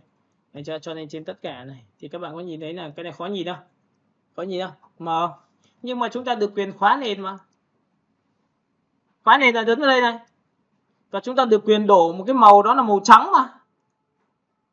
Đúng không ạ? Thử đổ màu xem nhé, có được không? Biết đâu đổ màu trắng nền sao? Đấy, thấy nhá. Đổi màu từ tím sang trắng lại đổi như này, đúng không? Và chúng ta sẽ nằm đâu đấy thì cái việc đấy là chúng ta tính sau nhá. Rồi tôi đặt tạm vào đây đã. Cấp độ thứ hai để tạo ra cho nó một cái cảm giác nó tốt hơn, chúng ta có thể chọn vào pen. Bạn sẽ luyện cái pen cho tôi bằng cách tôi tích vào đây một điểm. Tôi tích vào đây một điểm. Nhìn thấy chưa? Trong quá trình khi tích một điểm thì các bạn bẻ cong cho tôi một cái để nó cong từ to, vừa và bé, luôn luôn phải cân nhắc điều đó. Giữ phím An để chúng ta cắt cánh tay đòn và chúng ta tích vào đây một điểm ra cho tôi. Mình làm ẩu thì cũng làm giống, nhưng mà vấn đề là không ai mua cái sản phẩm của mình, nó mới đáng tiếc. Mọi người hiểu cái điều không ai mua. Có nghĩa là bạn đi làm thì người ta cũng không thuê bạn được đâu à. Kéo vào đây à. Được chưa? Và sau khi đã kéo đến đây xong thì chúng ta sẽ ấn vào biểu tượng là cắt đây. Thì mọi người sẽ nhìn thấy ở đây chúng ta đã có một cái lệnh là Ctrl Enter ở đây. Chúng ta sẽ chọn vào, ví dụ nếu mà vẽ bình thường nó sẽ như này, đúng không? Và Ctrl Enter như này thì có phải trở thành vùng chọn không ạ? Mà đã trở thành vùng chọn thì chúng ta sẽ làm một cái thao tác, đó là gì ạ? Lập ra một name mới. Hồi xưa chúng ta làm này, em chuột phải chọn vào make gì? Chúng ta chọn vào chốc, đúng không? Có phải tạo viền hồi xưa chính là cái này không ạ? Nhưng bây giờ tại sao không phải là quay trở lại vùng chọn đi? Bởi vì tôi cần gì phải quay trở lại vùng chọn, trong khi đó mà tôi làm cho nó to ra như này, làm gì có hình nào quay trở lại vùng chọn đâu. Mọi người hiểu cái việc làm này chưa? Cứ có vùng chọn là chúng ta sẽ chọn vào chốc này thì chúng ta sẽ chọn vào số và chúng ta chọn một cái màu. Mọi người sẽ nhìn thấy tôi sẽ chọn một cái màu tím hơi nhạt. Và sau đó thì tôi chọn số 2, tôi ấn OK thì tự khắc tôi có một cái nét viền tím này. Mọi người nhìn cái viền tím này chỉ của tôi chưa? Và tất nhiên tôi chỉ lấy đến đây thôi. Thì có phải cái công cụ Naso nó sẽ bắt đầu có tác dụng hơn không ạ? Naso này, tự do này, khoanh như này này, đến đây ngắt phát từ đây, vút qua đoạn này phát là xóa thôi. Có phải dễ hơn không? Thấy chưa? Dùng công cụ M vất vả nhiều nhá. Sau khi làm xong đây thì mọi người sẽ nhìn này, lúc này chúng ta trang trí cho nó, bởi vì là cái nguyên tắc của chúng ta không cần viết đến đâu nhưng mà chúng ta phải trang trí được cho nó đã. Đồ màu bằng Anden. Và thế là chúng ta đã có được một cái chấm như này, chúng ta đặt số 50%. Mọi người hiểu cái này chưa? Ok, cũng tương tự như vậy chúng ta sẽ chọn vào vị trí tiếp theo của chúng ta là chúng ta vẽ xuống đây, pen. Chúng ta vẽ từ đây đây, nhưng lại bảo là không, anh không thích cái pen vẽ vùng chọn, nó lâu có thời gian lắm. Thì người ta mới sinh ra cái lệnh xếp. Mọi người biết cái xếp chưa? Cái xếp là nghĩa là sao? Vẽ một phát ra màu và ra cái viền luôn. Không cần phải làm gì hết, sướng hơn cực nhiều. Chọn vào đây, phát tích vào đây một điểm cho tôi. Được chưa? Và vẽ xong phát như này nhá, nhìn đây, cắt cánh tay đòn. Sau khi cắt cánh đòn xong phát là tích vào màu và chỉ việc làm sao chọn đúng cái màu mình mong muốn, nó chỉ vào đây lấy được luôn màu. Và ấn OK. Và cái nét này của chúng ta đang là số 1 thì chúng ta chọn số 2 được không ạ? Ok, số 2, Enter. Thế là tự khắc chúng ta có luôn. Đây à. Mọi người có nhìn thấy cái này của tôi chưa? Những cái viền này của chúng ta nó bị làm sao? Nó bị quá nhạt nên là chúng ta chọn vào pen và chúng ta sẽ chọn cho nó một cái màu nó đậm hơn để cho mọi người dễ nhìn này, nhìn thấy đậm hơn chưa? Đấy, có thể đậm hơn rồi, cứ cho đậm đi xong rồi mình giảm opacity sau được chưa? Nhìn thấy này chưa? Đây, thì có phải được quyền giảm như này không ạ? Đúng không? Như cái kia là vẽ phát là ra viền luôn. Và cái viền này bảo là không, em thích một cái viền nó khác cơ. Viền nó phải làm sao? Nó phải có thuộc tính thì cái viền này nó lại rất hợp với cái dạng như thế này. Các bạn nhìn không? Nét đứt trông nó yêu hơn, giống đồ handmade hơn. Đó. Thấy nét viền chưa? Pen. Chọn vào đây có màu, có độ to nhỏ và có viền. Mọi người biết cái này chưa? Đúng không ạ? Sau này mọi người thích là một cái chữ tự nhiên là có cái viền nó may như vậy không ạ? Đó. Mình có thể làm được cái điều đấy không ạ? Tí nữa chúng ta làm. Thấy chưa? Rồi, sau khi đã làm xong được cái biểu tượng này, chúng ta sẽ cắt bỏ cái này đi và chúng ta sẽ phóng to. Đúng không? Vậy thì cái này chưa chắc là tí nữa đã giữ, đúng không? Cái này chưa chắc là giữ xóa nhé. Vẽ một cái hình tròn đè vào đây. Được không ạ? Sau đó lập ra một layer mới vì nó không liên quan, bởi vì cái này không đổ màu vào đâu ạ. Bởi vì nó là đường path và nó là dạng xếp, mọi người hiểu cái này chưa? Và chúng ta đổ màu thôi. Câu chuyện của chúng ta đã xong một thằng và con nét đứt. Mọi người nhìn cái nét đứt chưa? Rồi tiếp theo nhá, cũng tương tự như vậy, chúng ta sẽ trang trí bằng cách như sau. Rồi, tiếp theo vào đây chúng ta sẽ chọn vào đây, chúng ta kéo vùng chọn này. Nhìn thấy mọi người kéo vùng chọn chưa? Vùng chọn như này, bỗng nhiên tự nhiên nó xuống nhảy. Sau đó chúng ta cắt cánh tay đòn, chúng ta đến đây. Sau đó cắt cánh tay đòn, chúng ta để đến đây tiếp. Được chưa? Và cắt cánh đòn. Và sau khi tôi đã làm xong thì mọi người sẽ nhìn thấy là ở đây tôi sẽ thoát ra thì có phải nó có một cái viền vàng không ạ? Mọi người nhìn thấy viền vàng nhá. Nhưng bỗng nhiên tôi phát hiện chỗ này nó hơi bị hẹp, nên cái công cụ pen dạng path này nó có một cái thích là nó có thể điều chỉnh được cái thiết kế của bạn sau khi bạn đã vẽ xong. Đó là bạn quay trở về pen và bạn muốn điều chỉnh được cái điểm này thì bạn giữ phím Ctrl giúp tôi cái. Biết Ctrl không ạ? Tích vào đây phát hiện ra cánh tay đòn. Và ra cánh tay đòn thì chúng ta sẽ làm gì ạ? Chúng ta có thể bẻ ngược lên một tí này được không ạ? Đấy, nó khác nhau ở chỗ này đấy. Nên là thường thường đối với phần thiết kế tạo khung hình thì tôi hay dùng cái phương pháp pen dạng sáp nha. Hiểu cái này chưa? Ok. Sau khi đã làm xong được cái biểu tượng này xong thì tôi sẽ chọn vào cái điểm này, tôi sẽ tích vào đây một điểm, tôi lại cho thấp cái này xuống một tí, tôi lại bẻ cong cái này một tí, có nghĩa là mình rất là kỹ tính. Được chưa? Sau đó thì chúng ta sẽ chọn việc đầu tiên là màu. Việc thứ hai là nét đứt. Có đúng không? Làm lại cho mọi người nhớ thôi. Rồi, sau khi làm xong thì mọi người sẽ thấy ở đây tôi có một cái nét đứt như này, và lúc này tôi sẽ vẽ thêm một cái hình tròn đặt đúng vị trí này. Và nhớ một điều rằng khi đặt đúng vị trí này thì lập ra một layer mới cho tôi. Layer mới nhé. Cái đường pen đấy là một dạng khác nhé. Layer mới và đổ màu thôi bằng Anden. Đấy, mọi người nhìn thấy chưa? Thì cái câu chuyện thiết kế chúng ta bắt đầu trông nó yêu hơn.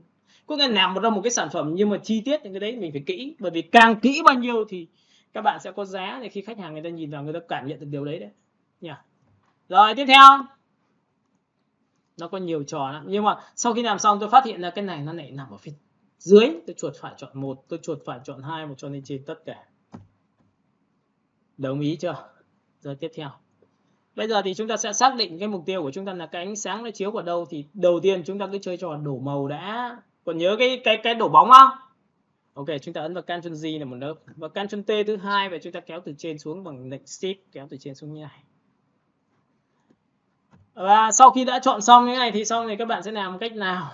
Chúng ta chỉ cần chọn bước 1, chọn vào hình layer mong muốn, nhìn layer chưa? Còn không để ý cái này là cái gì nữa cơ? Chọn cái này. Bước 2, ấn vào biểu tượng mặt nạ. Đúng chưa? Bước 3, chọn vào gradient đen trắng, và nhớ là phải là đen trắng nhé, chứ đừng có chọn màu nó vứt đi đấy. Và lúc này chúng ta giữ Shift, chúng ta kéo này. Bình thường khi kéo là người ta kéo từ mép cho này, nhưng tôi khuyên các bạn hãy kéo từ đoạn này cho tôi, để đoạn này nó là ghi thì nó mờ dần luôn và nó không rõ như phần phía trên. Ok, tôi sẽ kéo đây. Mọi người nhìn thấy cái bóng đấy chưa? Ok, tôi sẽ cầm này, tôi kéo đây. Đấy, một thằng. Và sau khi đã có cái hình này xong thì mọi người có thể thử một vài cái phương án như sau. Ví dụ Monty thì nó đậm màu, hoặc là Carbon thì nó đậm màu hơn. Mọi người nhìn này chưa? Và thậm chí là nếu mà không thích thì mọi người quay trở lại. Để đơn giản vậy thôi. Và nếu mà không thích nữa thì chúng ta có thể chọn vào Overlay, có được không? Ở Overlay sáng quá. Đấy. Tôi để normal nhá. Tiếp theo này. Sau khi tôi đã có normal xong thì bây giờ tôi lại có thằng số 2 của chúng ta, đúng không ạ? Có phải thằng số 2 là thằng này không ạ? Này cũng tương tự như vậy. Bước 1 ấn vào Ctrl G.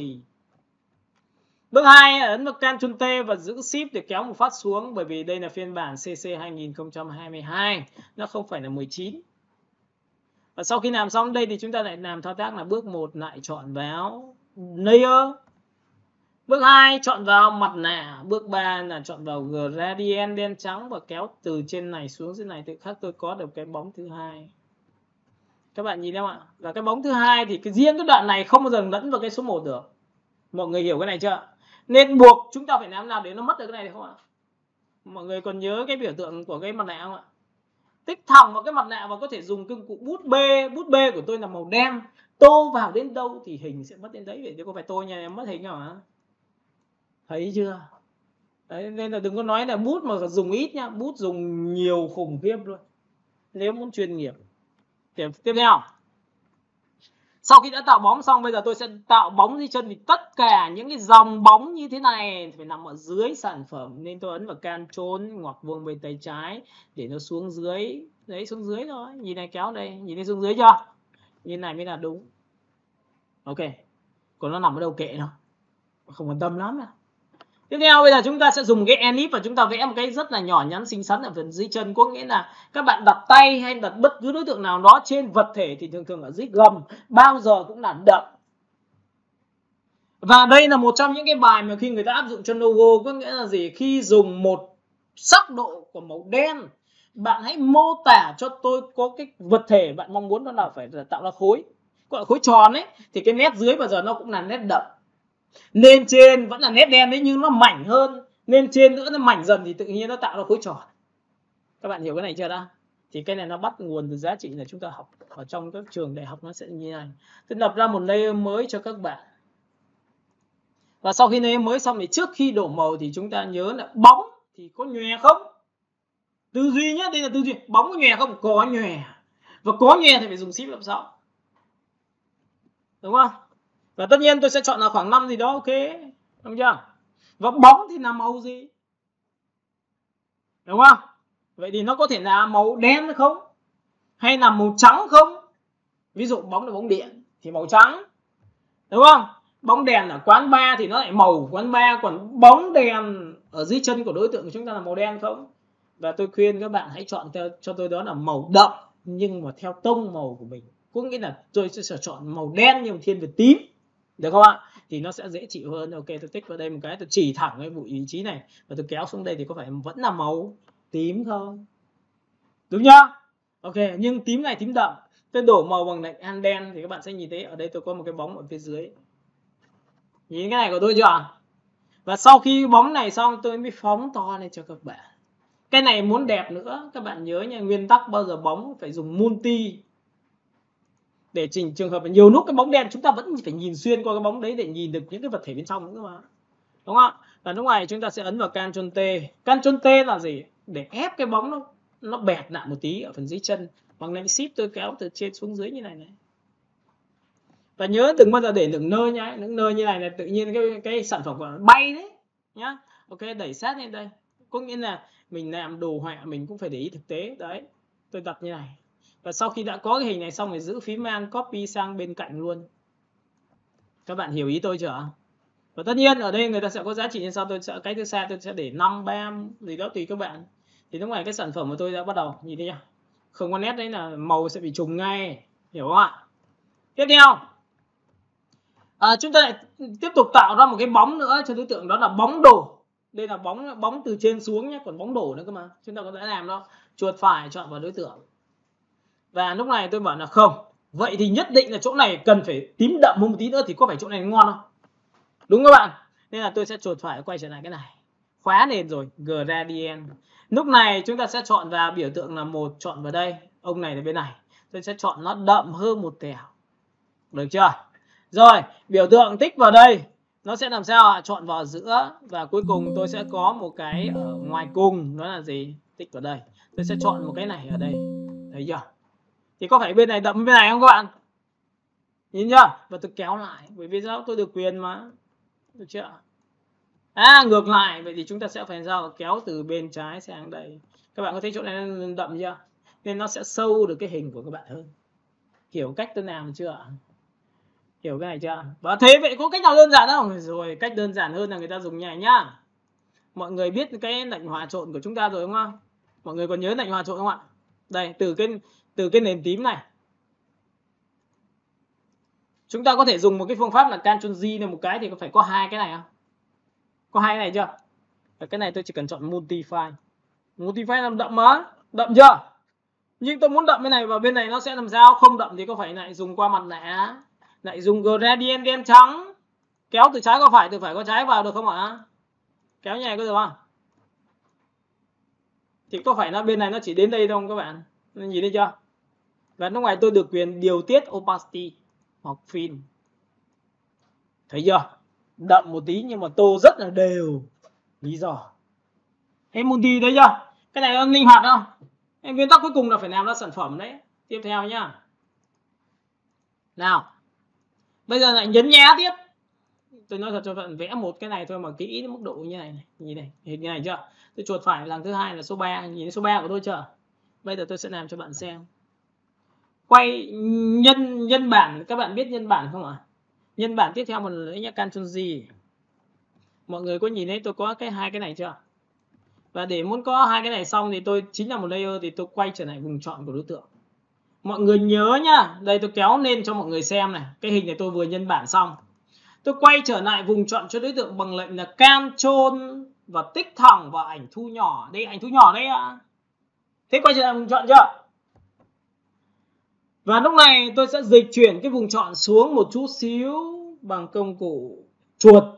Có nghĩa là bằng cái phím mũi tên lên trên rồi xuống dưới thế ạ. Chúng ta sẽ xuống dưới như này đúng không ạ? M nhá, nhớ chưa? Chứ không phải V. V là chúng ta sẽ bị trượt. Thế ạ. Đây nha, chúng ta sẽ chọn vào M.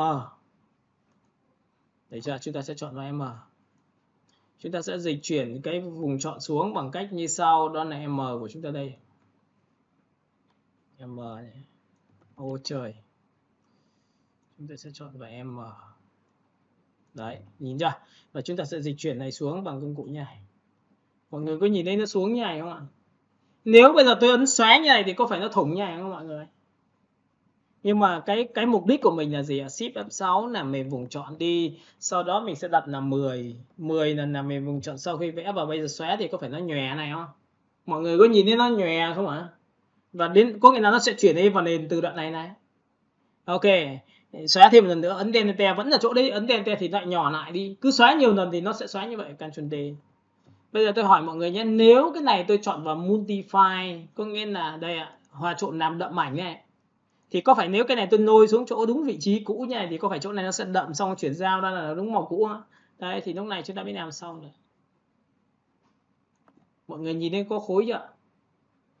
Mọi người có nhìn thấy cái này có khối chưa? Và sau khi đã có khối xong thì bây giờ người ta mới chơi trò là cái này nó quá đậm nên là chính vậy người ta cũng cho vừa phải thôi, cũng không phải cái gì cũng cho nó khối hết đâu à. Mọi người thấy không? Từ một cái chi tiết nhỏ nhất chúng ta cũng phải làm như này. Xong. Tiếp theo bây giờ thì chúng ta sẽ chọn những cái tiếp theo, Ctrl G lên một độ của cái hình này. Hoặc là các bạn sẽ quay trở lại vùng chọn cho tôi. Ví dụ chuột phải chọn vào hình, quay trở lại vùng chọn. Sau khi quay trở lại vùng chọn xong thì mọi người lập lên một layer mới.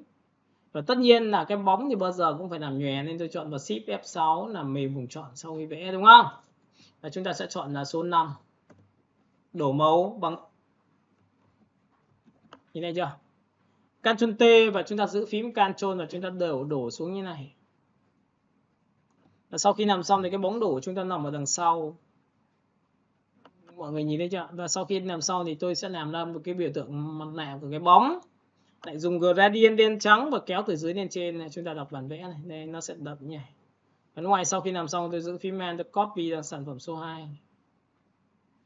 Nhìn bóng số 2 chưa? Nhưng cái bóng số 2 này hơi bị sai, mọi người nhìn thấy sai không? Nên tôi nói cho mọi người xem này. Đáng nhẽ nó phải đập vào đây, nó phải đập thẳng như này cơ. Nó phải đập vào cả cái miếng thứ hai chứ. Đúng không ạ? Rồi bây giờ tôi sẽ dạy cho mọi người tiếp theo này, nhìn này. Giữ phím Ctrl quay trở lại vùng tròn. Lập ra một layer mới và dùng công cụ Shift F6 là gì? Là mềm vùng tròn. Sau khi làm xong mọi người có thấy là chúng ta sẽ đổ bằng lệnh Undo không ạ? Đúng chưa? Và lúc này chúng ta ấn vào Ctrl gì? Trước khi Ctrl T thì chúng ta dùng một cái phương pháp như sau, đó là chọn vào Edit. Chúng ta chọn vào Warp. Ở đây nó có hai loại Warp, nhìn thấy không ạ? Thì mọi người nhìn thấy cái Warp số 2 chưa? Cái Warp số 2 này nó sẽ dễ chia cho các bạn. Ví dụ tôi chia cái này thành 2 phần. Đây là phần số 1. Nhìn thấy phần số 1 chưa? Nó sẽ đi từ đây đến chân của cái thiết kế này. Của cái bìm ở đằng sau. Sau đó bạn vẽ thêm một cái miếng thứ hai cho tôi từ đây đến đây. Đấy, thế sau khi mà được cái này xong thì mọi người chỉ cần ấn vào Warp phát ngay tức là chúng ta sẽ bắt đầu thực hiện thao tác. Nhìn này. Nhìn thấy chia này dễ không? Bắt đầu chọn nhá, nhìn này Warp này. Thì lúc này cầm cái biểu tượng này kéo sang đây, nó sẽ chéo sang này. Mọi người nhìn thấy chéo sang chưa? Mọi người nhìn chéo chưa? Vậy thì cái này nó cũng phải chéo sang như này. Và mọi người thậm chí là có thể cho nó để thấp xuống để nó bóng đổ như này được không? Ok, bên này cũng phải tương tự như vậy, cũng phải đây, nó có thể đi như này, bẻ cong bóng đổ vào trên tường đấy, là dùng cái này. Có phải là cái bóng này nó phải đi chéo này lên đây không? Ok, enter. Chúng ta đã có xong rồi cho xuống dưới. Mọi người có nhìn thấy đúng chỗ này nó đi vào đây xong nó lên đây không? Đúng chưa? Rồi tiếp theo, sau khi làm xong bây giờ chúng ta mới tạo ra mặt nạ. Dùng gradient đen trắng và kéo từ dưới lên trên như này. Lên tí nữa. Và lúc này mọi người sẽ nhìn thấy là tôi đã tạo ra một cái bóng đổ đúng nghĩa của nó rồi đấy ạ. Có nghĩa là mình làm thì mình cũng phải để ý đấy nhá, có bóng đổ đằng sau chứ, nên là nó sẽ có trước và sau. Ok. Tiếp theo, sau khi đã làm xong thì bây giờ chúng ta sẽ đi qua đến phần chữ. Thì bây giờ tôi sẽ dạy cho các bạn là đánh chữ thì các bạn có thể copy một cái đoạn text cho tôi. Ví dụ chọn vào đây, đây là cái text mà chúng ta đánh sẵn từ một cái thương hiệu có thật, Ctrl C. Sau đó thì sang cái file thiết kế của các bạn, nhìn chưa, phóng to lên. Chúng ta sẽ tích vào đây một cái Ctrl V. Ở đây thì chúng ta sẽ có hai cái đối tượng. Ví dụ chúng ta chọn số 1. Chúng ta chọn vào đối tượng số 1 nhá. Chọn đối tượng số 1 này. Ctrl X cắt ra. Sau đó thì chúng ta sẽ tích vào đây một điểm nữa. Chúng ta sẽ tích ra bởi vì đây là những cái text gọi là chúng ta phải thiết kế. Khô thoáng đón hè. Tôi sẽ chọn T và tôi sẽ đá một tí gọi là màu xanh. Trường hợp nếu mà bạn nào dùng text nhé thì để ý là không bao giờ được quyền chọn cái năn này. Nếu chọn cái năn này thì cái phông text của bạn giống như bị vỡ ra, bị răng cưa. Có nhìn thấy chỗ này bị răng cưa không ạ? Chúng ta phải chọn ở chế độ đó là gì? Sáp như này thì nó sẽ mềm. Không để bảo là răng cưa em bị sao thì nó lại khó. Tiếp theo chúng ta sẽ chọn một cái phông chữ, ví dụ tích vào đây. Chúng ta không chọn vào nghiêng nữa, chúng ta chọn vào thẳng đi. Được chưa? Và chúng ta có thể chọn xuống. Cái này tôi ấn vào Ctrl T và tôi thu nhỏ nha, đúng không? Kéo vào đây. Tiếp theo, biểu tượng của chúng ta tích vào đây, chúng ta sẽ kéo vào đây. Và lúc này chúng ta sẽ chọn một cái phông chữ tròn như này, đúng không ạ? Thấy chưa? Phông viết tay trông dễ chịu không? Đấy, có nghĩa là mình có thể chọn phông viết tay và không viết tay để nó tạo ra sự tương phản. Thì mọi người sẽ để này, tôi sẽ chọn vào đây, tôi sẽ chọn cái phông nó béo. Béo như là phải tròn tròn cơ. Chúng ta chọn vào UTM, Enter. Sau khi chọn vào UTM xong thì mọi người tích vào đây và tích thẳng vào cái phông chữ nhá. Nhìn chưa? Và chúng ta lăn chuột xuống này. Dùng này, nhìn chưa? Cái này có phông chữ rồi này, nhìn chưa? Ok, tôi thấy là cái phông chữ này cũng hay, tôi để lại. Tôi copy tên phông trước đã, Ctrl C, tôi sẽ áp dụng thẳng dưới. Được không ạ? Chơi này cũng được mà. Thấy chưa? Phù thoáng đón hè, xong một thằng. Tiếp theo thằng thứ trên tôi sẽ lại chọn tiếp theo UTMT, tôi sẽ chọn vào đây UTM. Sau khi đã có UTM xong bạn tích vào đây và bắt đầu xuống dưới một tí nữa, xuống dưới này. Đây. Chúng ta chọn một cái phông chữ UTM xem nào, UTM. Chúng ta sẽ lăn chuột xuống. Đây là phông hệ thống phông UTM của chúng ta và ở đây nó có một cái phông này tròn tròn. Tại vì tôi cũng không có cái phông nó tròn hơn, nó giống như phông này. Nếu mà chọn được cái phông này thì ngon. T nhá. Chúng ta có thể sổ xuống này. Tại vì nhìn ở cái góc độ này thì nó bé quá, mọi người nhìn thấy chưa? Như này, phông chữ của chúng ta này. Nếu mà mọi người chọn được cái phông tròn đấy thì này ổn. Đây ạ, đây ạ. Nó không có phông tròn đấy, có phông tròn nhưng lại không có dấu. Đấy, chúng ta có thể đi qua một lượt để nhìn. Tại vì làm cho trẻ con thì chắc chắn là phải là chọn phông tròn rồi. Đó, chúng ta kéo xuống. Trong cái phần UTM nhìn là có một cái phông đấy nha. Ok, thôi tạm tôi sẽ chọn cái phông như này đã. Và tất cả những cái phông ở dạng trên này tôi sẽ chọn màu đầu tiên là màu gì liên quan đến màu tự nhiên, tôi sẽ chọn vào xanh như này để các bạn. Tạm thời tôi chọn ngay đã. Tiếp theo tôi chọn vào đây, tôi sẽ ấn vào Ctrl T và tôi kéo ra đây. T này các bạn hãy chọn cho tôi một cái màu đó là màu tím. Có thể là tím nó sáng hơn như này được không ạ? Đây nha, mọi người có thể tự chọn một vài cái phông chữ. Bobby chúng ta có thể đẩy vào trong đây. Cái này tôi sẽ căn giữa đi, tôi đặt vào như này, tôi sẽ đặt vào đây. Còn nếu mà các bạn ấn vào Ctrl T nhé, đối với text này, Ctrl T chúng ta cũng có lệnh là còng. Và cái này có lệnh warp. Mọi người cầm cái điểm này, mọi người kéo lên là tự khắc nó sẽ là tròn. Mọi người như này chưa? Và sau khi đã chọn xong như này thì xong thì chúng ta sẽ làm sao? Ctrl T tiếp theo một lần nữa và chúng ta xoay góc độ này ra. Mọi người nhìn cái này chưa? Và chúng ta thu nhỏ lại để làm sao nó bám sát vào cái người. Đấy, cũng có thể là như này. Được chưa? Còn bình thường thì mình sẽ để nguyên như này để mình cho nó dễ đọc.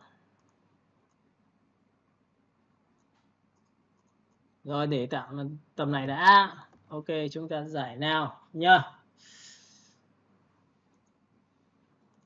Nào các bạn nhìn này, sau khi mà chúng ta đã thiết kế về mặt hình ảnh và text chữ, chúng ta sẽ chọn vào đây và chúng ta chọn một cái biểu tượng như thế này, tôi đẩy lên này được chưa? Ok, tôi sẽ chọn đậm một tí nữa. Đấy, ít nhất nó sẽ đậm tầm này. Phần thứ hai tôi sẽ chọn vào text đây, tôi sẽ chọn vào đây và tôi sẽ chọn cho nó một cái màu text như đây. Tôi có hai loại text nha, text này hơi bị tươi quá nên tôi sẽ chọn vào màu nó nhẹ đi một độ, đẩy lên một tẹo này. Đó. Và chúng ta sẽ chọn vào vị trí là kéo xuống một tí nữa, đặt vào đây. Rồi, đã xong. Tiếp theo, sau khi để tạo ra một cái cảm giác không khí về màu sắc và thiết kế cho nó ổn hơn, các bạn có thể có những cái phương pháp là chọn sang những cái nền mà chúng ta đi kiếm. Ví dụ như đây là những cái hình mà chúng ta sẽ làm. Kiếm trên mạng thì mọi người cứ search mấy cái cây cối là sẽ ra hoa hoét. Mọi người nhìn thấy cái này chưa? Và tôi sẽ dạy cho bạn một cái cách có là lọc hình. Chỉ lấy mỗi cái hình này thôi. Bằng cách nào? Chẳng nhẽ ngồi pen đồ. Có thích pen đồ này không ạ? Khoai đúng không? Ok, chúng ta sẽ chọn ở đây. Cái này sau khi chọn xong thì bạn sẽ chọn sang bên file về Photoshop cho tôi và mở lên thì bắt đầu tôi sẽ xử lý. Nhưng trước khi xử lý thì những cái không cần thiết thì chúng ta sẽ tắt bớt đi để cho cái máy tính của chúng ta làm nó cũng tốt hơn. Các bạn hiểu không? Cái gì mà làm xong rồi tắt đi. Không cần bật đâu ạ. Cứ tắt đi được chưa? Đối với cái này thì cái này sẽ có một cái phương pháp như sau là bạn có thể chọn vào cái công cụ đó là gì trong cái bộ Quick Selection Tool ở Magic One và tôi chọn công cụ đầu tiên. Tôi quét qua thử thôi. Phương án đầu tiên tôi quét qua đây. Và sau khi quét qua đây thì các bạn sẽ nhìn thấy là cái hình của tôi nó chọn như này, nó không được đúng như cái mong muốn của tôi làm. Được không ạ? Thì bây giờ người ta có một cái phương pháp gì này. Các bạn nhìn vào đây cho tôi. Đầu tiên các bạn có nhìn thấy cái chữ stroke nào không ạ? Thì các bạn sẽ chọn vào cho tôi công cụ C để crop, có nghĩa là cắt cái ảnh này ngắn lại, vứt bỏ cái màu đen đi. Được chưa? Sau khi vứt màu đen xong thì bây giờ chúng ta sẽ thử quay trở lại cái này thử xem có tác dụng không. Tôi quét qua cái này xem nó có được chọn nữa không ạ? Nó chọn tốt hơn. Các bạn có thấy là nó bị không phân tán màu đen đúng không ạ? Và như này thì có phải ấn vào Ctrl G được không ạ? Được chưa? Và Ctrl G thử xem nhé. Và sau khi Ctrl G thử xong thì tôi bắt đầu đưa sang file thiết kế thử xem nó có được không. Các bạn có thấy là hình của tôi đã có chưa? Đúng chưa? Và sau khi đã hình thiết kế xong thì bây giờ chúng ta sẽ có một cái phương pháp là gì? Cái ảnh này của chúng ta nó có một cái đoạn này, nhìn các bạn có nhìn thấy chỗ trắng trắng này không ạ? Chúng ta sẽ xóa những cái đối tượng mà cùng là màu trắng đấy bằng công cụ phím E. Các bạn sẽ chọn vào cho tôi một cái công cụ đó là E số 3 là xóa những đối tượng có giá trị cùng màu. Bạn tích vào đây cho tôi một cái, tích và phát vào đây tự khắc nó mất rồi. Có thấy nhàn nào? Có thích pen không ạ? Tại vì nó nhỏ nên là cũng không nhất thiết phải tại sao đồ bằng pen xong rồi Ctrl Enter xong rồi xóa đi, nó lâu lắm, mất thời gian lắm, thì chúng ta sẽ chọn vào đây được không ạ? Các bạn có nhìn thấy cái E số 3 chưa? E số 1 là xóa tự do, đi qua đến đâu hình mất đến đấy nhá. Nhìn chưa? E số 2 thì là giá trị đó là chặn màu thì tôi chưa nói.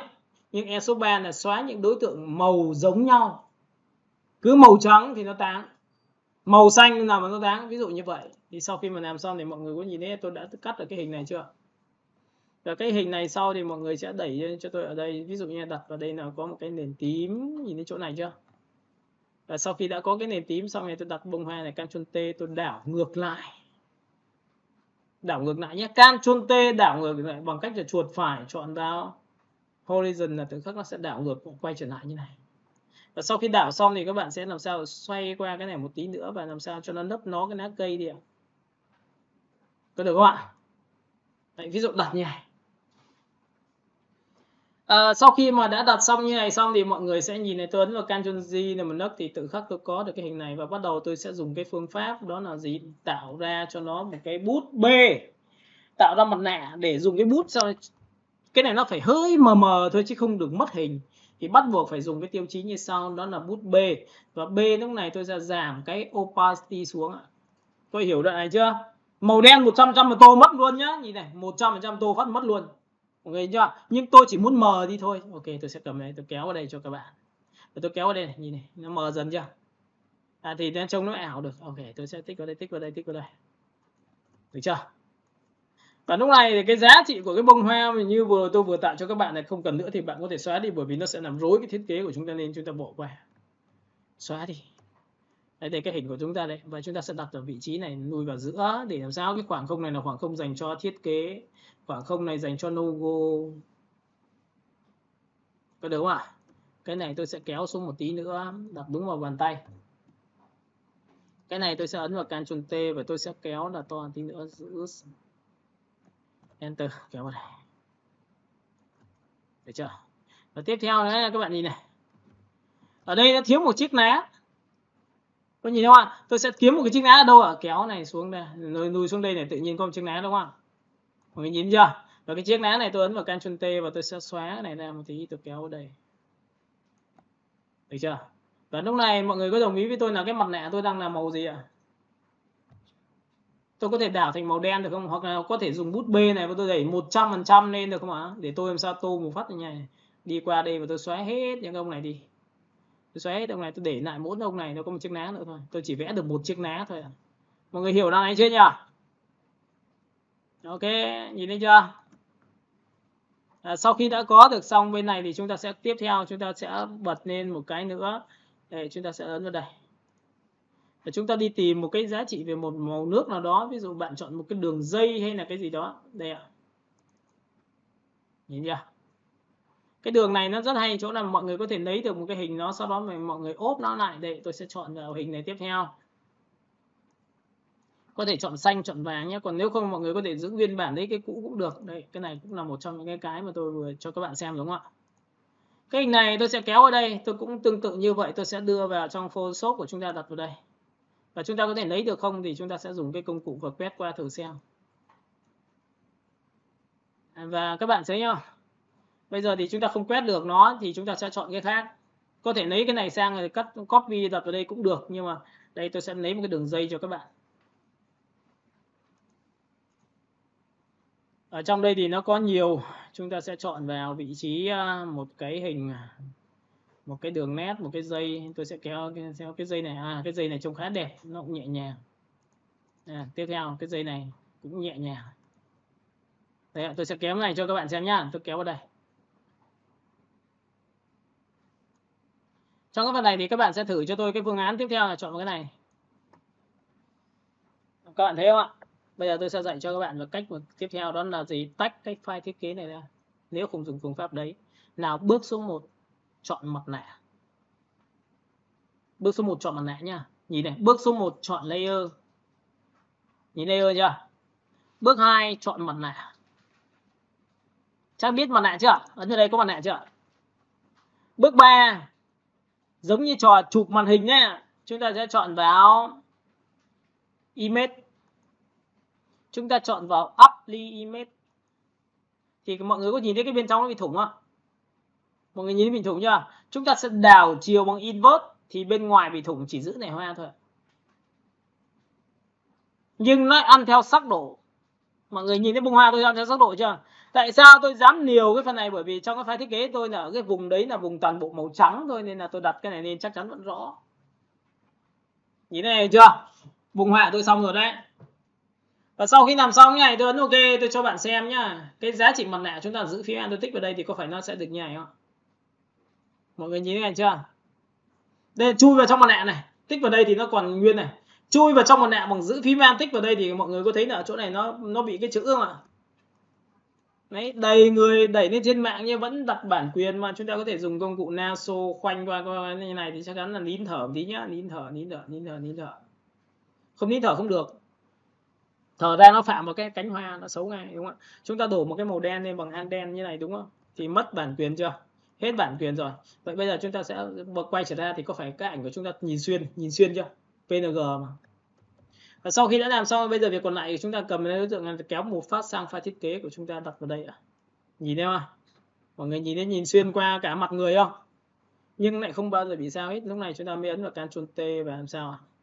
Tôi sẽ biến cái ảnh này của tôi trở thành cái gì ạ? Tôi kéo vào đây.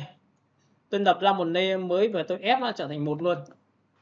Không cần mặt nạ nữa. Ctrl E là ép lại. Thành hình chưa? Và sau khi thành hình xong thì bạn sẽ nhìn thấy lúc này tôi ấn vào Ctrl T và chúng ta sẽ làm sao xoay cái vị trí của chúng ta đặt lên đây.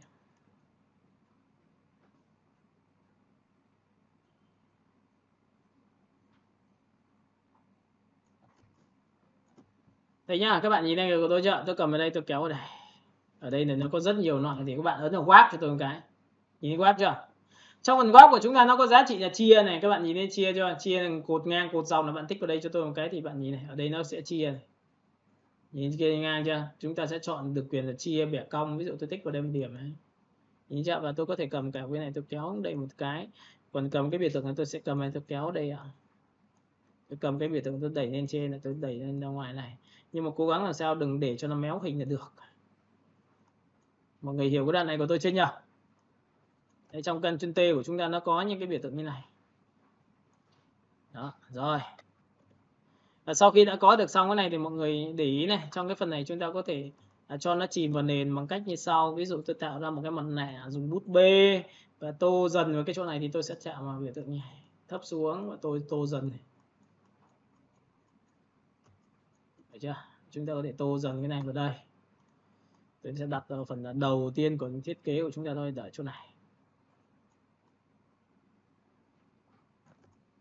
Đấy, thì đây là những cái mà chúng ta có thể ngắt nghỉ xong rồi cắt những bông hoa riêng biệt ra, đặt rắc vào đây cũng được nhá.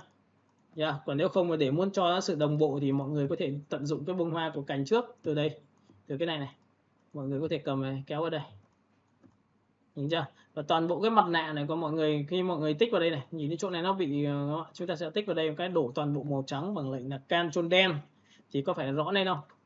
Thì có phải chỗ này màu trắng thì nó hiện hình lại thôi. Sau đó mọi người đặt thấp xuống, thì trong trường hợp này thấp xuống thì chúng ta phát hiện chỗ này còn vẫn trắng này. Chúng ta chọn vào phím E, nhắc lại cái lệnh này và tích vào đây một phát, từ từ khắc nó mất hình. Nhìn chưa? Tích vào mặt nạ này, tích vào đây. Tích vào đây. Có phải chỗ này mất hình chưa? Và sau khi tích vào đây tôi sẽ tích vào những cái khe nhỏ nhỏ như này nữa. Tại vì nó là màu nước này là chúng ta không cần rõ đâu ạ. Chúng ta sẽ thấp xuống tí này. Giữ shift là thấp xuống này. Xoay này. Cái đẩy về đây.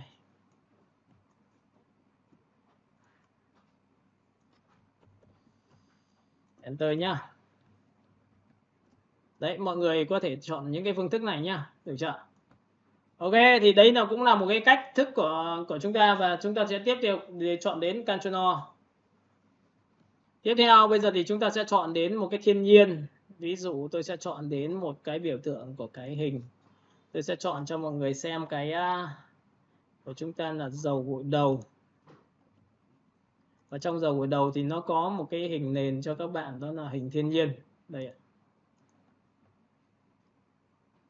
Lúc này chúng ta ấn vào Ctrl A chọn hết, Ctrl C copy và sang cái file thiết kế của chúng ta thì chúng ta ấn vào Ctrl V đẩy như này và Ctrl T để thu nhỏ lại để đặt cái thiên nhiên lên phần phía trên. Sau khi đã có một nửa xong rồi thì mọi người có thể copy cái một nửa này thành hai bằng giữ phím An. Mọi người nhìn thấy giữ phím An chưa? Và sau khi giữ phím An xong thì chúng ta ấn vào Ctrl T và chúng ta đảo ngược lại bằng lệnh. Đó, thì mọi người có thể sát lại với nhau. Đấy, sát lại nhỉ? Thì hai cái này nó sẽ trùng khít với nhau. Về mặt ảnh thì chúng ta sẽ ép cả hai cái ảnh này thành một bằng chọn 1, chọn 2, ấn vào Ctrl E của chúng ta thì tôi có được hình này. Mọi người nhìn thấy cái hình này chưa? Và sau khi đã có hình này xong thì có phải là chọn vào mặt nạ của đối tượng. Dùng gradient đen trắng để kéo từ trên xuống dưới được như này không ạ? Để tôi tạo ra cái cảm giác thôi, có nghĩa là chúng ta có thể kéo như này để cho nó mờ dần cái nền của chúng ta lên. Mọi người nhìn thấy chưa? Và lúc này sau khi đã làm xong thì chúng ta sẽ cho nó xuống dưới cái lệnh logo, thì chúng ta sẽ chọn thẳng cái trực tiếp của cái logo của chúng ta là số 1, nhìn thấy không ạ? Cho lên trên tất cả. Đây ạ. Mọi người nhìn thấy cái cách làm chưa? Còn nếu không thì mọi người có thể bảo không, nhưng mà em chỉ muốn là cái chỗ này nó rõ thôi. Ok, vậy thì lúc này mọi người mới chọn vào thẳng trực tiếp trong mặt nạ và dùng bút B. Bút B này lúc này chúng ta thích ở đâu thì chúng ta sẽ tô ở đấy, màu đen là tô ở đâu này hình sẽ mất hết đến đấy. Nhìn thấy chưa? Chúng ta sẽ tô như này đúng không? Chỗ này thì tôi sẽ tô mất cái hình này đi để cho nó mờ đi ạ. Được quyền chọn để nó mờ hết mà. Mình nhìn thấy chưa? Đá cây tôi để một ít thôi. Ok, mọi người hiểu cái đoạn này chưa? Tiếp theo nhá. Bây giờ chúng ta sẽ cho bút chạy theo đường dẫn. Các bạn ghi đi cách làm bút chạy theo đường dẫn.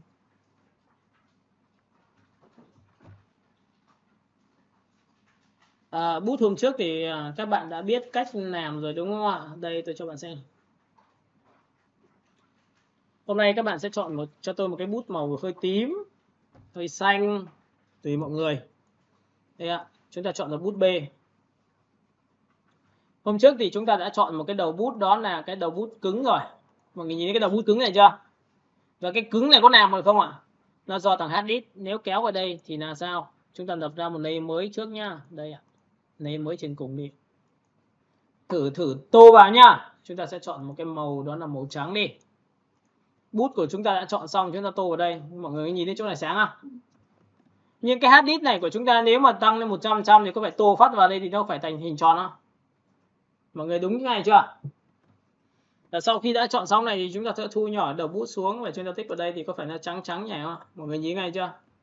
Và tôi sẽ đẩy ra 100% cho mọi người dễ nhìn này. Đúng chưa? Rồi tiếp theo.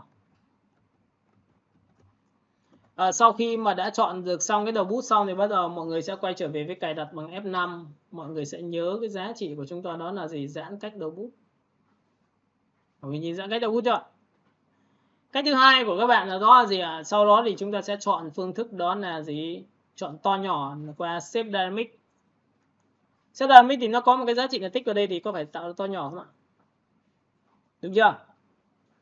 Tiếp theo, sau khi đã có Shape Dynamic xong thì mọi người sẽ chọn là phương thức là để nó bay lên trên bay xuống dưới thì tôi tích vào điểm số 2 của cái này đúng không?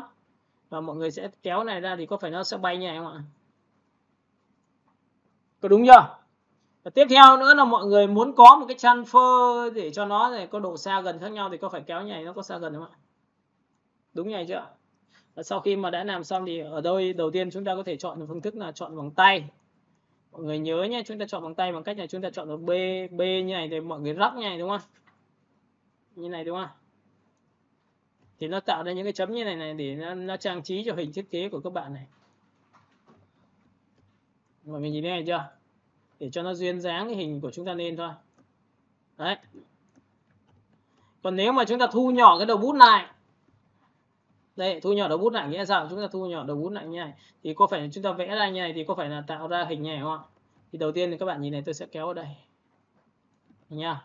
Bây giờ tôi sẽ chọn là tiếp theo này, F5 chúng ta chỉnh lại một tí là cái độ mà bay lên trên bay xuống dưới nó nhiều quá nên là tôi sẽ thu nhỏ cái này lại để cho sát vào cái vị trí hình. Các bạn nhìn thấy hình của tôi chưa?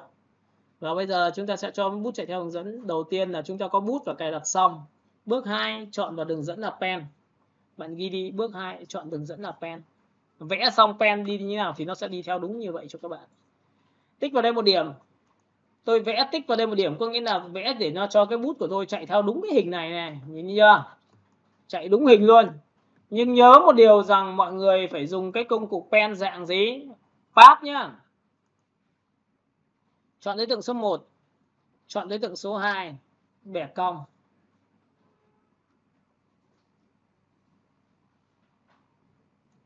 Sau khi bẻ cong giữ phím An, tích vào đây một điểm, chúng ta lại bẻ cong tiếp theo. Tiếp vào đây một cái nữa chúng ta sẽ bẻ cong vào đây. Tiếp theo chúng ta tích vào đây bẻ cong vào đây. Tiếp theo chúng ta chọn vào đây bẻ cong đây. Được chưa? Và sau khi bẻ cong xong thì mọi người đã lập ra một layer mới rồi. Thì lúc này chúng ta quay trở về bút B của chúng ta. Bút B layer mới đã có sẵn. Chúng ta chỉ cần ấn Enter. Nghe nha. Pen đã vẽ xong. Chọn đúng layer. Nhá. Sau đó chọn về bút B. Là bước 1 này bạn vẽ pen xong này. Nhìn chưa? Tạo ra layer mới này. Tạo ra layer mới này. Bước tiếp theo là chọn vào công cụ bút B đã được cài đặt rồi này. Có thấy là vừa rồi cài đặt hết chưa? Sau đó thì chỉ việc làm gì? Ấn Enter là tự khắc bút sẽ chạy theo đường dẫn. Enter như này. Mọi người có nhìn thấy tự nhiên nó chạy theo đường dẫn của tôi mà. Mình nhìn thấy ngay chưa? Nhìn chạy theo đường dẫn chưa?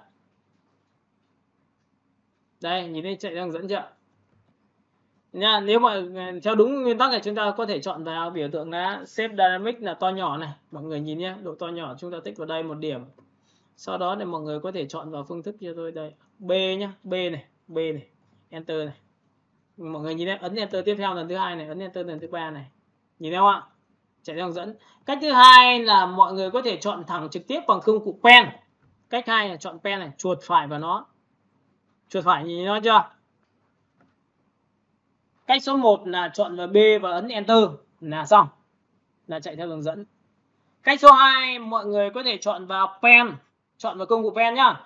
Chuột phải chọn vào Stroke Path. Có nghĩa là cho cái bút của chúng ta chạy theo cái gì đấy là việc của chúng ta đấy.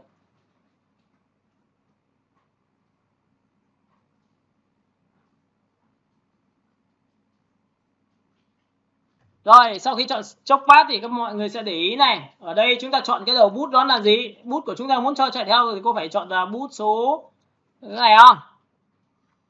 Có nhìn chỗ này không ạ? Chọn bút này. Chọn thuộc tính là bút. Chọn thuộc tính là cái bút. Đây bút của chúng ta đang dùng là bút này mà, được chưa?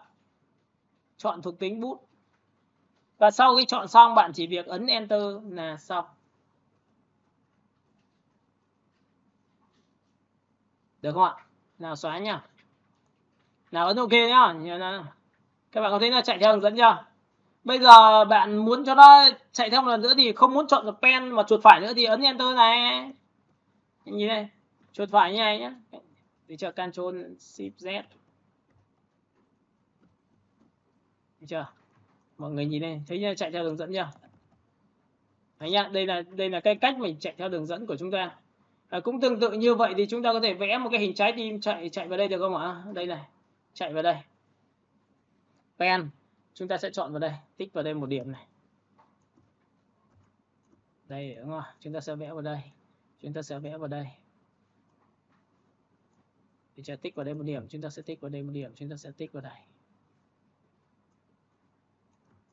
Cái này là chuyên gia để làm thiệp thiết các thứ là các bạn có thể áp dụng theo cái chiêu thức như này được.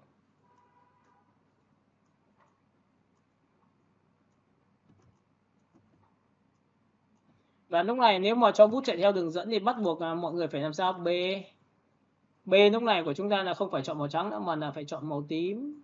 Mọi người nhìn thấy chọn màu tím chưa? Và lúc này chúng ta chọn là B là ấn Enter thì có phải lúc này nó chạy theo đường dẫn như này không? Mọi người nhìn thấy chạy theo đường dẫn chưa? Enter lần thứ 2, Enter lần thứ 3. Có nghĩa là Enter nhiều lần thì nó sẽ chạy ra được như này này. Mọi người hiểu không? Và Ctrl Enter thì có phải mà chúng ta sẽ nhìn thấy cái đường này nó sẽ được như này không? Nhưng tất nhiên là không phải cái gì chúng ta cũng áp dụng như này nhá. Mọi người hiểu cái này chưa? Ok. Sau khi đã làm xong được cái bút chạy theo đường dẫn ở phần phía dưới, chúng ta bắt đầu mới dùng cái bút ở phần phía trên bằng bút B. Nhưng lúc này chúng ta phóng to lên và vẩy thêm một vài cái giá trị nữa có to nhỏ. Mọi người nhìn thấy không ạ? Và chúng ta sẽ ít thôi, xuống dưới đây một tí nữa. Nhìn nhá, thu nhỏ lại một tí, vẩy vào đây. Hiểu cái đoạn này chưa? Ok, thu nhỏ vào đây một tí nữa. Cũng không nên quá tham làm gì, chúng ta chỉ cần chọn vào đây thôi để cho nó đẹp được rồi. Thêm 1-2 cái chấm này nữa là được xong không? Mọi người muốn mà cho cái màu nó sẽ nhuyễn màu nhau, ok, y ngắn, chúng ta sẽ chỉ vào cái màu xanh lá cây. Mọi người nhìn thấy cái này xanh lá cây chưa? Chúng ta có thể cho nó đậm hơn một tẹo nữa. B, chúng ta sẽ thu nhỏ cái đầu bút lại và tốt nhất là cứ lập ra một layer mới và vẩy cho nó một vài cái. Mọi người nhìn thấy chưa? Ở đây nó có cái giá trị này, màu xanh cũng có này, phóng to này. Anh nhìn thấy chưa? Thêm một vài cái nữa vào là tự khắc câu chuyện của chúng ta đã gần như đã hoàn thành xong một cái thiết kế của chúng ta được như này. Tiếp theo nhá, bây giờ làm chữ này. Lúc này sau khi đã hoàn thành việc trang trí thì chúng ta sẽ tập trung đến phần chữ giúp tôi. Đó là gì? Chúng ta bắt đầu từ chữ gì? Nào, bây giờ để làm hiệu ứng cho chữ, bước 1 các bạn ghi đi. Cách làm khối cho chữ như sau.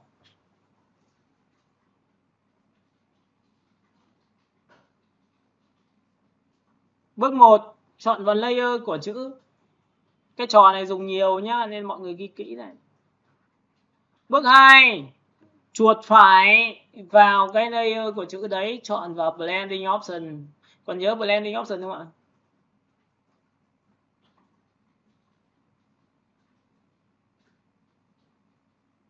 Chọn vào blending option. Bước 3 thì lúc này sau khi blending option thì ở đây nó có một cái bảng này cho các bạn. Có nhìn thấy cái bảng này chưa?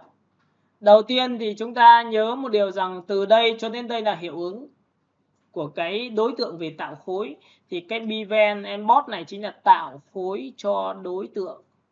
Đây, ấn vào đây nó tạo khối giống như cái đằng sau của cái chữ logo của cái Bobby này này. Bevel Emboss chính là tạo khối. Mọi người có thể ghi tạo khối.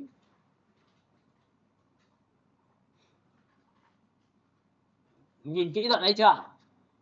Và lưu ý mở ngoặc, chúng ta chỉ tích vào phần chữ thôi mà không tích vào phần cái dấu tích ở đầu. Bởi vì nếu tích ở đầu thì nó chỉ có hiệu ứng thôi mà không điều chỉnh được. Nhớ là giống như bút nhá, là phải tích vào chữ. Cứ chữ mà chơi. Cái này làm xong hiệu ứng style rồi lưu lại, xong rồi lần sau chữ xong chỉ ấn một phát là nhận luôn, đỡ phải làm. Đó, nó sinh ra cái thứ công nghiệp mà. Nào tiếp theo nào. Có thời gian mình làm cái này đi cho các bạn đào thì cứ gọi là câu người thì dễ không mà. Em hiểu chưa? Làm nó bộ phông chữ này, màu này có thích không? Thích tải về. Đây, tôi cho bạn xem, tích vào đây. Mọi người có nhìn thấy tự nhiên cái xung quanh chữ này chúng ta có một cái hiện tượng này không ạ? Mọi người nhìn thấy này chưa? Cũng có thể mọi người ấn thì nó sẽ không ra giống như mọi người, thì mọi người để ý ở trong đây này nó có bảng là reset default. Có nghĩa là trở về dạng cơ bản đấy. Thì mọi người tích vào đây cho tôi cái. Tóm lại để muốn trở về cơ bản ấn vào reset default cho tôi cái. Tại vì máy của các bạn chắc chắn ấn nó sẽ không giống của tôi. Bởi vì cái này tôi chỉnh ra một lần rồi. Hiểu không ạ? Nên các bạn reset thì nó sẽ trở lại như ban đầu luôn. Nhá. Được chưa? Nên là Photoshop nó rất là mạnh, những cái thứ như này thì mình sẽ tập trung cho nó được. Đây mọi người để ý này. Bevel Emboss chính là tạo khối, thì mọi người ấn vào reset default thì ngay tức nó sẽ trở thành gì? Mọi người có nhìn thấy cái chữ của chúng ta bắt đầu có khối ạ. Nhìn đây khối chưa? Nhìn này. Trước sau của chúng ta, trước là bệt này. Ấn vào đây thì có phải nó nổi khối nào? Hiểu cái này chưa đã? Reset default là đây, cái hình là mô tả này. Rồi bây giờ mọi người để ý vào đây, style của chúng ta là inner bandwidth, có nghĩa là chúng ta nằm ở bên trong. Còn nếu mà chúng ta chọn vào out, outer là gì? Bên ngoài. Thì bạn tích vào đây thì có phải giống như cái vừa rồi không? Cái trò này người ta làm trên cái chữ trên cát đấy, bị sóng nó đánh vào nó hơi vun vun vào đấy hả? Nhìn này, thu nhỏ xuống cho mọi người nhìn này. Nhìn chưa? Ok. Out là bên ngoài, in là bên trong. Nhìn thấy chưa? Mọi người hiểu cái đoạn này chưa đã? Ok. Ví dụ outer bên ngoài như này mà tôi muốn cho nó đẹp hơn thì có phải là cái nổi khối nó nằm ở đâu? Nó là phần gì? Size. Size của tôi là 7, tôi thấp xuống được không ạ? Mọi người nhìn thấy vẫn có bóng đúng không ạ? Ok, bây giờ như này nha. Tiếp theo tôi sẽ đẩy lên số 7, quay trở về cái trạng thái đầu tiên cho mọi người dễ nhìn thôi. Tiếp theo này, tôi sẽ làm đúng như ban đầu, đó là Bevel là chính là tạo khối. Thì cái độ khối cao hay khối thấp nó tùy thuộc vào cái size, chính là khối cao lên thì nó tròn, còn khi mà thấp xuống thì nó sẽ đanh. Các bạn có thấy nó vẫn có khối không ạ? Nhìn chưa? Mọi người có nhìn cái khối này chưa? Và cái khối này được hình thành bởi giá trị như sau. Các bạn phóng to lên cho tôi cái. Nhìn chỗ này chưa? Chỗ này sáng là bắt sáng này, thì đây chính là opacity sáng này, cái phần sáng được kéo lên đây có phải nó bắt sáng chỗ này không? Và chỗ này dưới nó có phải tối không các bạn? Thì có phải đây là tối không? Tối này kéo này đậm hơn chưa? Lui về được chưa? Đấy, có nghĩa tạo khối được như này đúng không? Mọi người hiểu cái đoạn này chưa? Vậy tôi hỏi bạn, cái bóng sáng và bóng tối này nếu mà đây tôi kéo size này một tí, size nó cao lên một tí, mọi người thấy nó tròn như này dễ nhìn, được chưa? Làm cho trẻ con thì mình cứ làm cái béo béo này được. Nhưng mà làm cho mấy ông đàn ông các thứ thì phải góc cạnh một tí đây ạ. Thì lúc này sau khi mà chúng ta chọn lại, đây là cái gì ạ? Bóng của chúng ta, cái depth chính là độ cứng, nhìn thấy độ cứng chưa? Kéo lên thì cái chữ chúng ta cứng, mà lùi xuống thì nó sẽ làm sao? nó mềm đi độ đép của chúng ta. Nhìn đến chỗ này cứng và mềm chưa? Ok, hiểu đoạn này rồi. Tiếp theo các bạn có nhìn thấy cái bóng đổ của chúng ta đây này, cái độ khối chúng ta đang xoay là 90 độ. Nếu tôi muốn xoay sang trái, xoay sang phải thì bạn tích vào đây giúp tôi cái lăn chuột nhá. Lăn chuột là 85 90 này, có phải là ánh sáng bây giờ chiếu sang bên tay trái của các bạn không? Có nhìn chỗ này không ạ? Nhìn thấy cái ánh sáng chiếu bên này chưa và đậm này bên này chưa? Nhưng cái này có vẻ là không giống như cái bóng đổ của cái Bobby lắm nhỉ. Vậy thì chúng ta có thể đảo chiều lại như này được không ạ? Bên này là sáng, bên phải là sáng thì cứ lăn chuột xuống 76 xuống này, xuống tiếp theo lần nữa này. Các bạn có thấy là bên này sáng và bên này tối không? Thấy cái chuyện này chưa? Và tất nhiên là bạn có thể cầm cái điểm này bạn xoay cũng được. Mọi người hiểu cái này chưa? Nhưng tôi thích nó an toàn. Đấy, kiểu mới học mà. An toàn thì cứ cầm điểm này, cứ dùng lăn chuột này. Lăn chuột lên thì là sẽ là thấp xuống, lăn chuột xuống này, nhìn thấy chưa? Nhìn chưa? Lăn trên xuống chưa? Rồi, ok, vậy thì tôi thích cái này.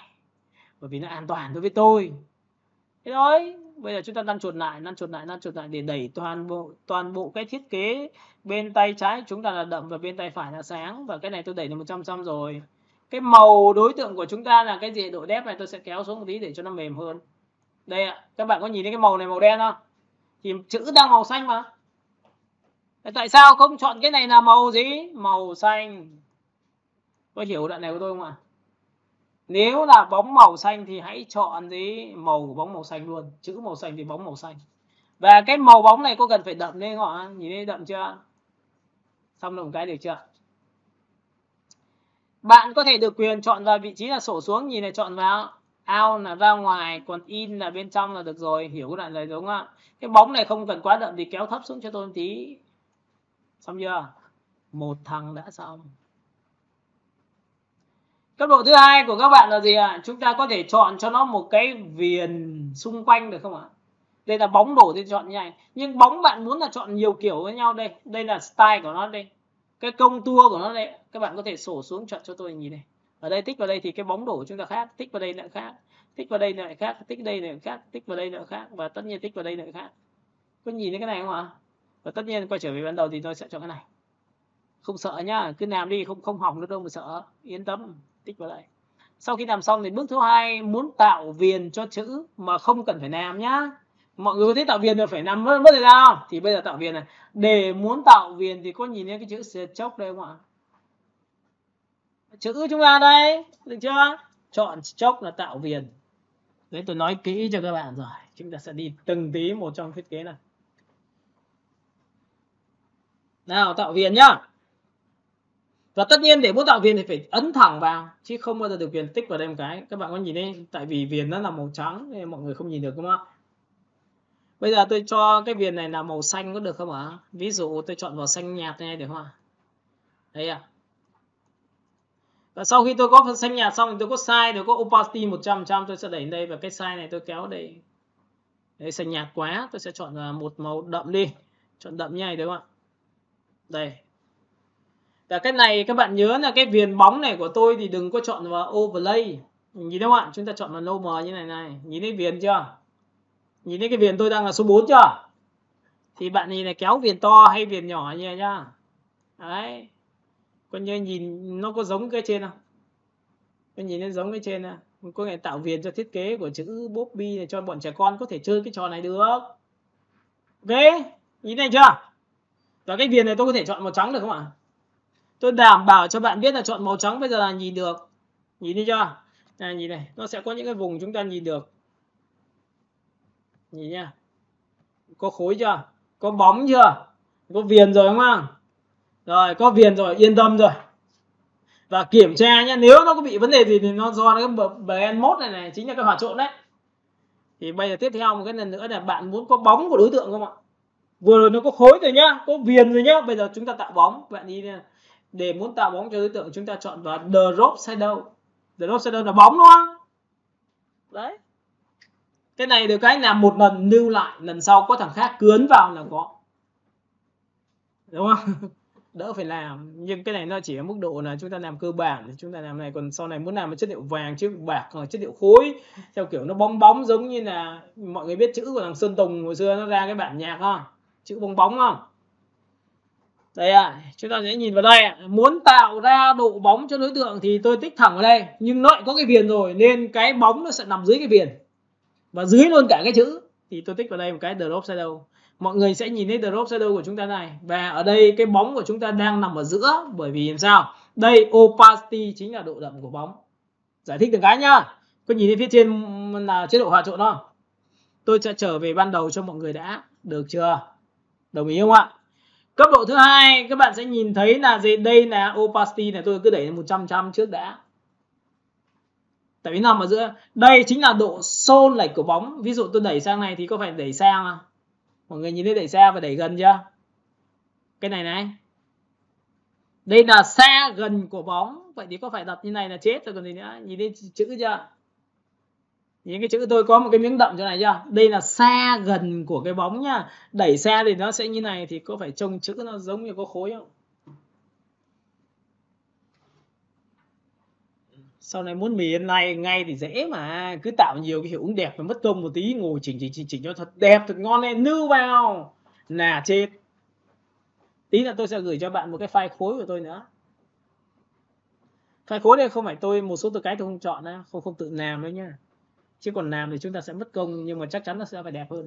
Nhìn này, mọi người hiểu cái đoạn này chưa ạ? Xa gần, được chưa?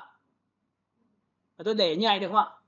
Và mọi người có nhìn thấy cái đồng hồ chúng ta đang quay không ạ? Đây là hướng của cái bóng của chúng ta. Ví dụ chúng ta lăn chuột này thì có phải nó sẽ làm sao ạ? Đây nhá, tôi sẽ cầm này, tôi kéo này thì có phải bóng đổ nó đổ sang này không? Còn kéo này nó sẽ sang này không ạ? Thì mọi người hiểu cái bóng đổ chưa? Thích theo kiểu gì đấy là việc của mình mà. Đấy, tôi giải thích từ trên xuống dưới, đến opacity, đến độ xoay của bóng, đến độ xa gần của cái bóng. Được chưa? Và cái này các bạn sẽ quan tâm đến một thứ nữa cho tôi, đó là size, cái độ nhòe đấy, độ nhòe của cái bóng đấy. Nhá, đây là độ cứng bóng, là kéo ở đây là cứng đét. Nhìn thấy cứng đét chưa? Nhưng kéo ở đây thì các bạn có thấy là nó nhòe dần vào nền không? Nhìn thấy nhòe dần vào nền chưa? Rồi, bây giờ cái bóng này các bạn có thích là như này không ạ? Hay là cho nó nhạt hơn được không ạ? Đừng nên tham đậm nhá, bởi vì trong thiết kế mà chúng ta tham đậm là chết đấy. Nhìn này, mọi người nhìn cái chữ của tôi chưa? Thấy không ạ? Mọi người hiểu cái này chưa? Đừng đậm quá nha, đậm quá lại xấu. Đậm quá là chúng ta sẽ không tinh khiết được, bởi vì cái độ trẻ con nó sẽ như này, đúng không ạ? Ok, chúng ta sẽ kéo ở đây. Xong chưa? Rồi tiếp theo, sau khi làm đến đây, bây giờ mọi người thích là cái bóng của chúng ta như nào? Thì mọi người nhìn cái công tua chưa? Cái công tua vừa rồi chúng ta áp dụng cho khối nổi lên rồi, nhưng mà có thể áp dụng cho cái bóng được không? Nhìn thấy công tua chưa? Sổ xuống, mọi người tích vào đây này, nhìn thấy cái bóng này, nhìn cái bóng chưa? Là tích vào đây như này này, tích vào đây nó sẽ như này này, tích vào đây nó sẽ như này này. Nó có nhiều cái trạng thái để cho mọi người lựa chọn, và mọi người thấy cái nào nó đẹp thì mọi người giữ lại. Như tôi sẽ để nguyên cái này, tôi tự tạo. Hiểu cái này chưa đã? Rồi nhá.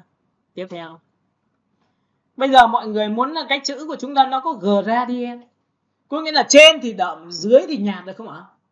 Để cho nó đẹp hơn, thay cho việc chữ là một cái mảng bệt, thì tôi có thể làm được điều đó không ạ? Ok, các bạn ghi đi, đổ gradient cho chữ. Tôi giải thích ba thứ rồi nhá. 1, nổi khối. 2, nét viền. Thứ 3, bóng đổ. Được chưa? Nhưng tất nhiên là không có bóng đổ ngang kiểu treo chéo như tôi tự làm đâu ạ. Nó không có cái đấy đâu ạ. Hy vọng rằng đến phiên bản 2023 nó có thuộc tính đấy thì ngon quá. Được chưa? Tiếp theo này, mọi người sẽ nhìn thấy một cái gradient overlay. Đây là pattern, đây color, đúng không? Thì mọi người thấy một số thứ, có nhiều cái phiên bản của các bạn bị giấu đi, nằm ở chỗ nào? Nó nằm ở chữ FX. Có nhìn thấy chữ FX không ạ? Có nghĩa là có một số thứ nó bị giấu. Thì bạn sẽ tích vào đây cho tôi, ở đây nó sẽ có gradient overlay. Có hiểu cái này không ạ? Có nghĩa nhiều máy các bạn bị giấu đi thì bạn sẽ mở ra, còn nếu mà nó có luôn thì bạn chọn luôn. Được chưa? Gradient overlay. Blending option đây ạ.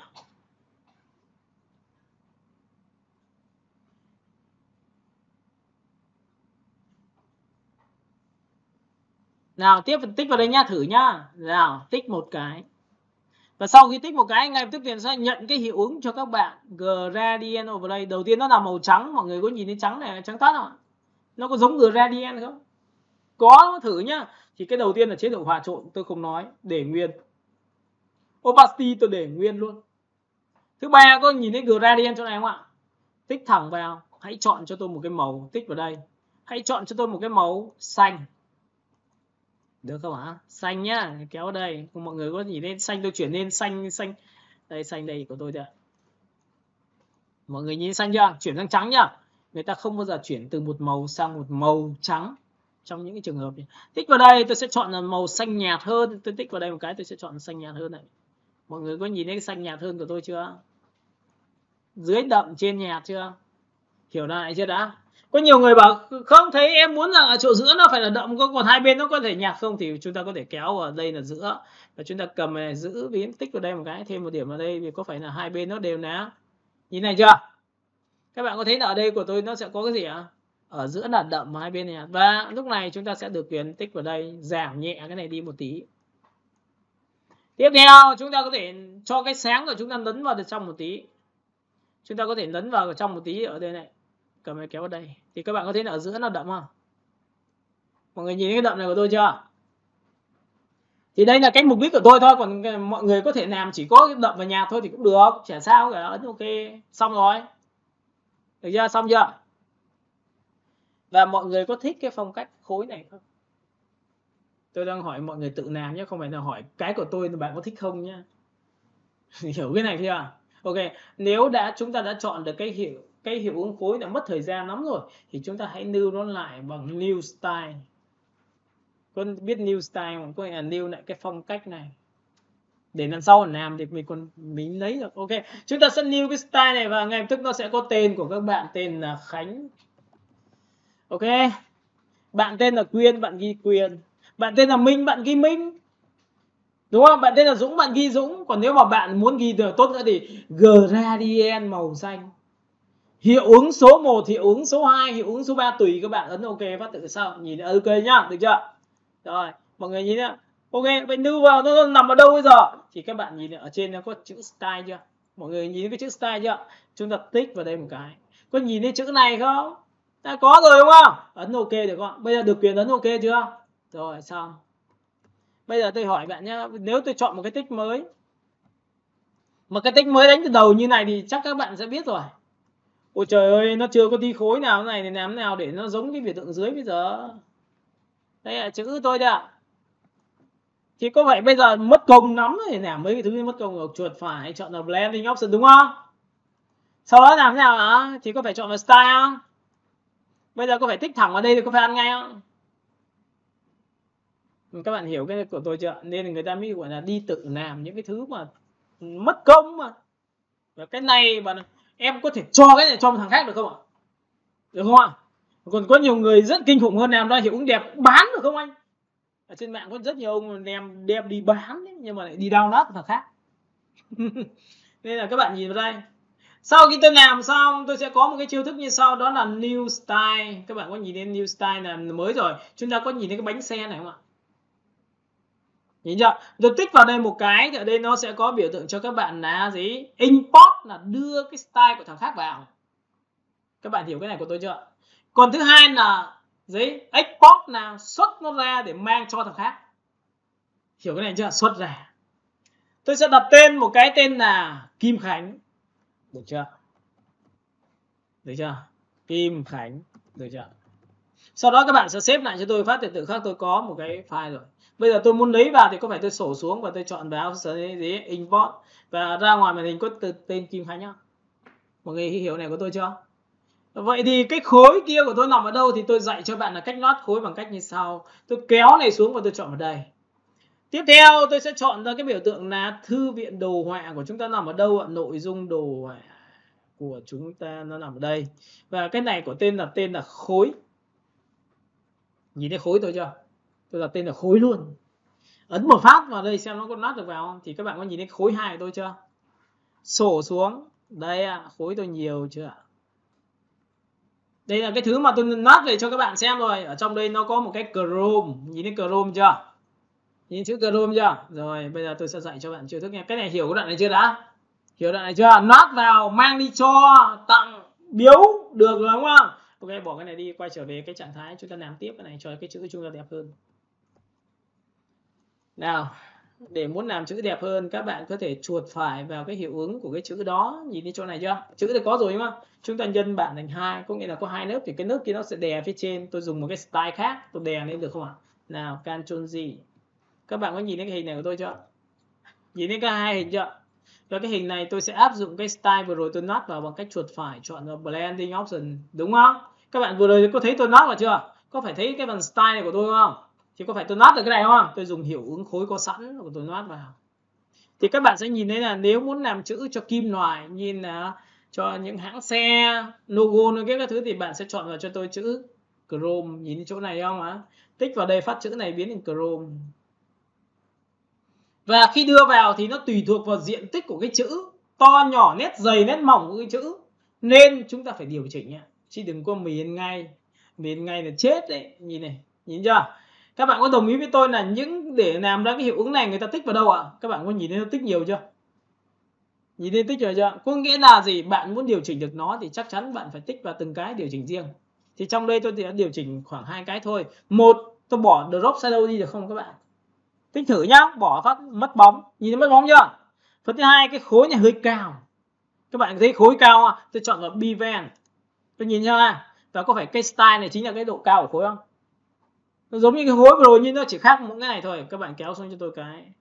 Các bạn có nhìn thấy cái khối này tôi nhỏ hơn chưa? Nhìn chỗ này của tôi chưa? Rồi tôi phóng to cho mọi người nhìn. Có nhìn thấy cái khối này chưa? Và tôi sẽ kéo xuống một tí nữa. Có thấy không ạ? Quả này tôi sẽ làm cho kiểu giống như chữ là cái giọt nước trong suốt đấy nha. Rồi tiếp theo này, lúc này chúng ta sẽ có phần depth, chính là phần gì cứng và mềm của cái khối. Thì nếu mà tôi đẩy cao lên nó cứng thì vô tình nó sẽ tạo ra phản quang có nghĩa là sáng trong tối. Các bạn có nhìn thấy cái ở dưới chân nó sẽ có rìa sáng chưa? Nhìn nhá, cái này cực kỳ quan trọng nhá. Rồi, sau khi làm xong, bây giờ tiếp theo một cái độ nữa là cái màu này của chúng ta có nhất thiết phải là màu đen không? Hay là màu xanh đậm? Đấy, như tôi vừa nói cho các bạn. Xanh đậm. Tiếp theo màu trắng của chúng ta sẽ xoay cái chiều của hình của chúng ta đi ạ. Đây, chiều khối của chúng ta là 90, 91. Các bạn có nhìn thấy phần phía dưới của chúng ta có chữ của chúng ta có như này chưa? Chúng ta lăn chuột cái khối chúng ta cao lên một tí nữa. Đây ạ. Xong chưa? Bây giờ các bạn sẽ nhìn vào đây cho tôi. Ok. Lúc này chúng ta sẽ có một sự phân biệt giữa thế nào là opacity. Nhìn opacity chưa? Có nghĩa là nếu bạn giảm cái opacity thì cái đối tượng bên trong của các bạn cũng bị mờ theo. Nhìn thấy mờ theo chưa? Nhìn chưa? Nhưng riêng cái fin thì là khác. Có nghĩa là gì? Khi bạn giảm fin thì cái đối tượng nhân bên trong là đang là chữ màu xanh ấy, nó bị mất hoàn toàn. Nó chỉ giữ lại cái hiệu ứng thôi, giữ hiệu ứng lại của khối. Nên là chính như vậy cái fin này nó có giá trị là gì? Giảm đối tượng bên trong nhưng hiệu ứng của blending option giữ nguyên. Kéo vào đây, các bạn sẽ nhìn thấy trong suốt chưa? Nó khác nhau với việc nha, nhìn nhá, nhìn thấy rõ chữ không? Và cái này nó rất hay, nhìn này, cho các bạn xem, cho nên chế tất cả đi. Đây tôi đi cho các bạn có nhìn đây, đi qua mặt nhá, đi qua mặt này, có nhìn xuyên qua mặt này, nhìn chưa? Có biết giống chữ bằng thủy tinh không ạ? Chỉ chữ giọt nước không ạ? Nếu mà tôi làm cái chữ mà theo kiểu nước nó nang nang ấy thì tôi chỉ cần vẽ cái chữ nó hơi kiểu hơi gấp khúc một tí, hơi nang nang một tí là được rồi. Nhìn này chưa? Đây, nhìn xuyên chưa? Nhưng cái này nếu tôi giảm 100%, tôi sẽ giảm cái này opacity xuống không này thì coi như không nhìn được. Có nhìn thấy không nhìn được không? Nhìn nhá, opacity khác fin nhá. Opacity là giảm cả nhân cả hiệu ứng luôn. Nhìn thấy cả nhân cả hiệu ứng chưa? Ví dụ em kéo này xuống thì có phải mờ, nhưng mờ luôn cả hình. Nên là trong trường này các bạn nhớ nhá, fin của chúng ta cực kỳ quan trọng. Nhìn tiếp theo này. Tí tôi lại ví dụ cho các bạn xem tiếp theo một lần nữa. Để kéo đây. Các bạn có thấy trong suốt không? Và sau khi đã trong suốt xong này, hãy cầm cái này đè lên phần phía trên của thiết kế của chúng ta. Chúng ta làm sao? Giảm đúng không? Giảm đâu rồi? Đặt đúng chỗ đi ạ, đặt đúng chỗ đi ạ. Lúc này chúng ta sẽ có một cái chữ làm sao ạ? Đây ạ, chữ của chúng ta đây ạ. Các bạn có nhìn thấy chữ của chúng ta nó giống như là chúng ta phủ nhựa không ạ? Các bạn nhìn này chưa? Và lúc này chúng ta được quyền làm sao? Chuột phải chọn là blending option và chỉnh lại một tí là cái ánh sáng nó có thể lớn hơn được không ạ? Bevel, đúng chưa? Nổi khối lên tí. Đúng như này chưa? Còn thấp xuống là như này này. Số 1 này, được chưa? Cái depth này chúng ta sẽ kéo xuống một tí để cho nó hiện như này được không ạ? Nhìn depth của tôi chưa? Ok, đoạn này làm sao ạ? Nổi khối chúng ta sẽ đẩy lên như này. Ok, tiếp theo nhìn nhá, kéo xuống tí. Các bạn có nhìn thấy cái chữ của chúng ta nó sẽ là như này không ạ?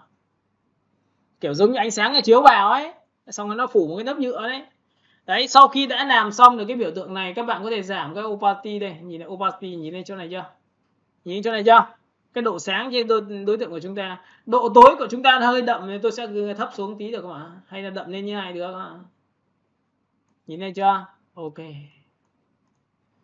Các bạn sẽ nhìn thấy là cái chữ của tôi đã tạo ra một phiên bản tiếp theo là cái này. Nhìn này của tôi chưa? Tiếp theo nhá. Vậy thì cái phần chữ có nhiều người bảo như này. Đây tôi sẽ đánh tách cho các bạn. Các bạn cũng có thể là chưa phân biệt được ra cái tại sao chúng ta có fill và opacity đây. Tôi sẽ chọn một cái text bình thường.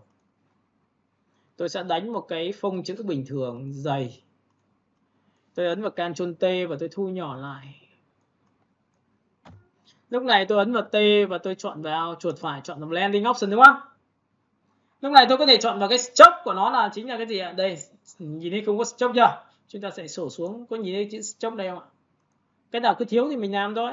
Lúc này tôi sẽ tăng to cái giá trị này, nét chữ của chúng ta lên như này. Và cái chữ của chúng ta nét đấy nó cũng rất hay chỗ là bạn thích chọn bên trong bên ngoài. Ví dụ bạn cho to như thì có phải cái nét chữ của chúng ta nó sẽ chiếm vào màn hình trong ạ? Thì chúng ta chọn ra biểu tượng là in, out nè, ngoài, ảnh hưởng đâu, đúng không? Rồi ấn OK. Mọi người có thấy rằng nếu mà tôi giảm opacity được như này không ạ? Opacity nhá, nhìn này kéo đây, có thấy mờ cả hiệu ứng vào chữ không? Nhưng bây giờ tôi hỏi bạn nhá, bây giờ chỉ muốn lấy mỗi cái viền thôi, có viền là viền đen không? Thì nhìn này, cầm của chúng ta nó có giá trị này, cầm này, kéo phát đây. Có phải cái nõi bên trong bên mất chưa? Nó chỉ giữ lại cái hiệu ứng của đối tượng bên trong của blending của chúng ta thôi. Nên lần sau muốn làm chữ viền, các bạn có thấy là trong một số trường hợp chúng ta phải để một chữ viền không ạ? Thì phải dùng chiêu này. Vậy chữ lúc này đã có rồi thì chúng ta có thể chọn nó là màu trắng được không ạ? Nào, có thể là màu trắng được không? Blending option và chúng ta chỉ việc làm sao đặt cho nó một cái màu, đó là cái này đúng không? Tích vào đây cái chọn màu trắng.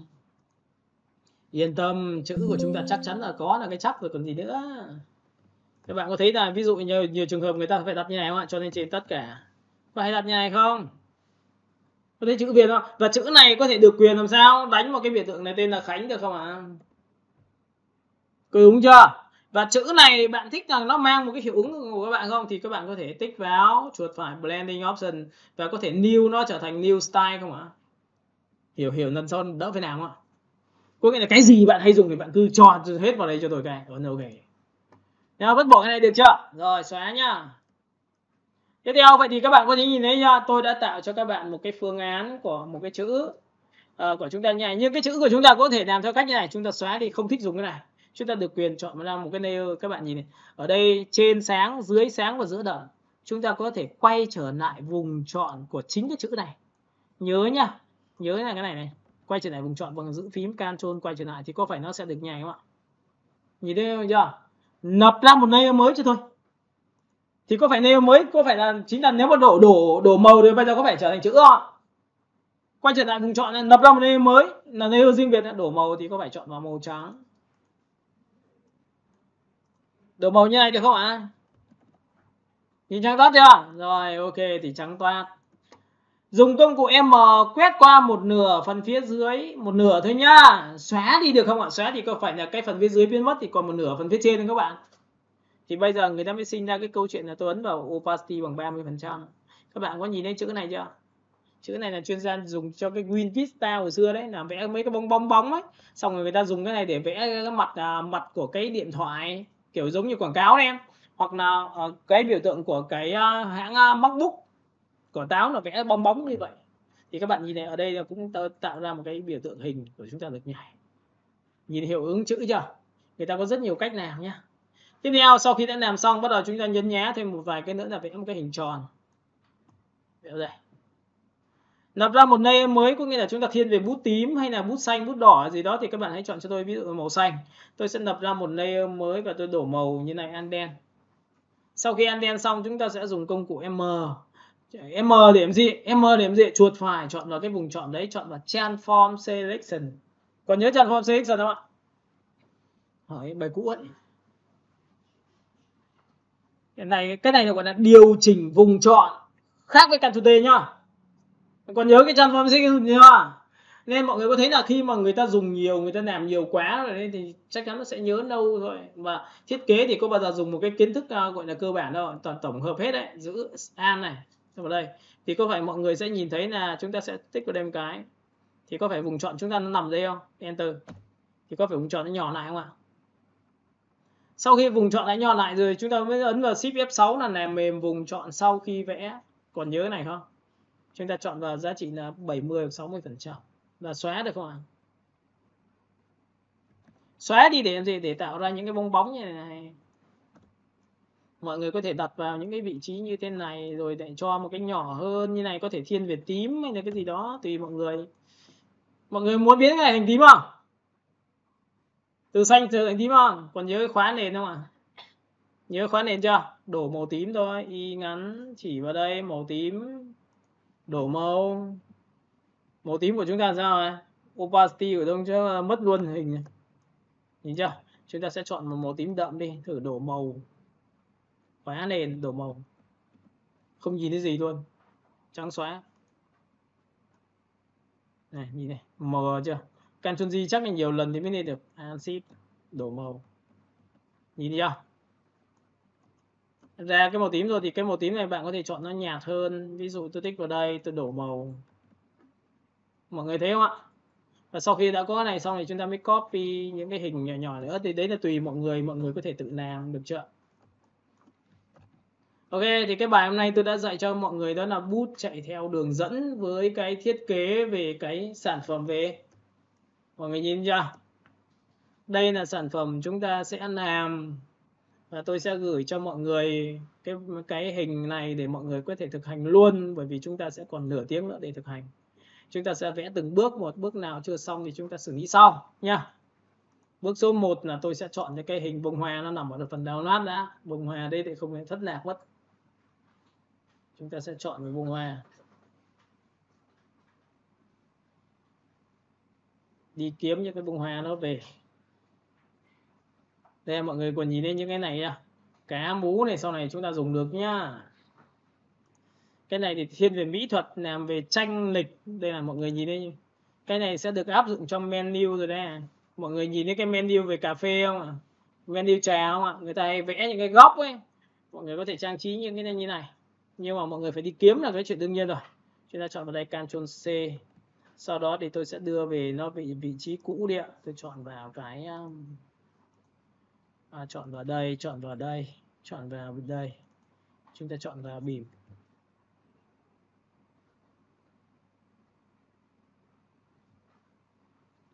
Ok, phải đưa nó về một chỗ đã, không nó mất đi.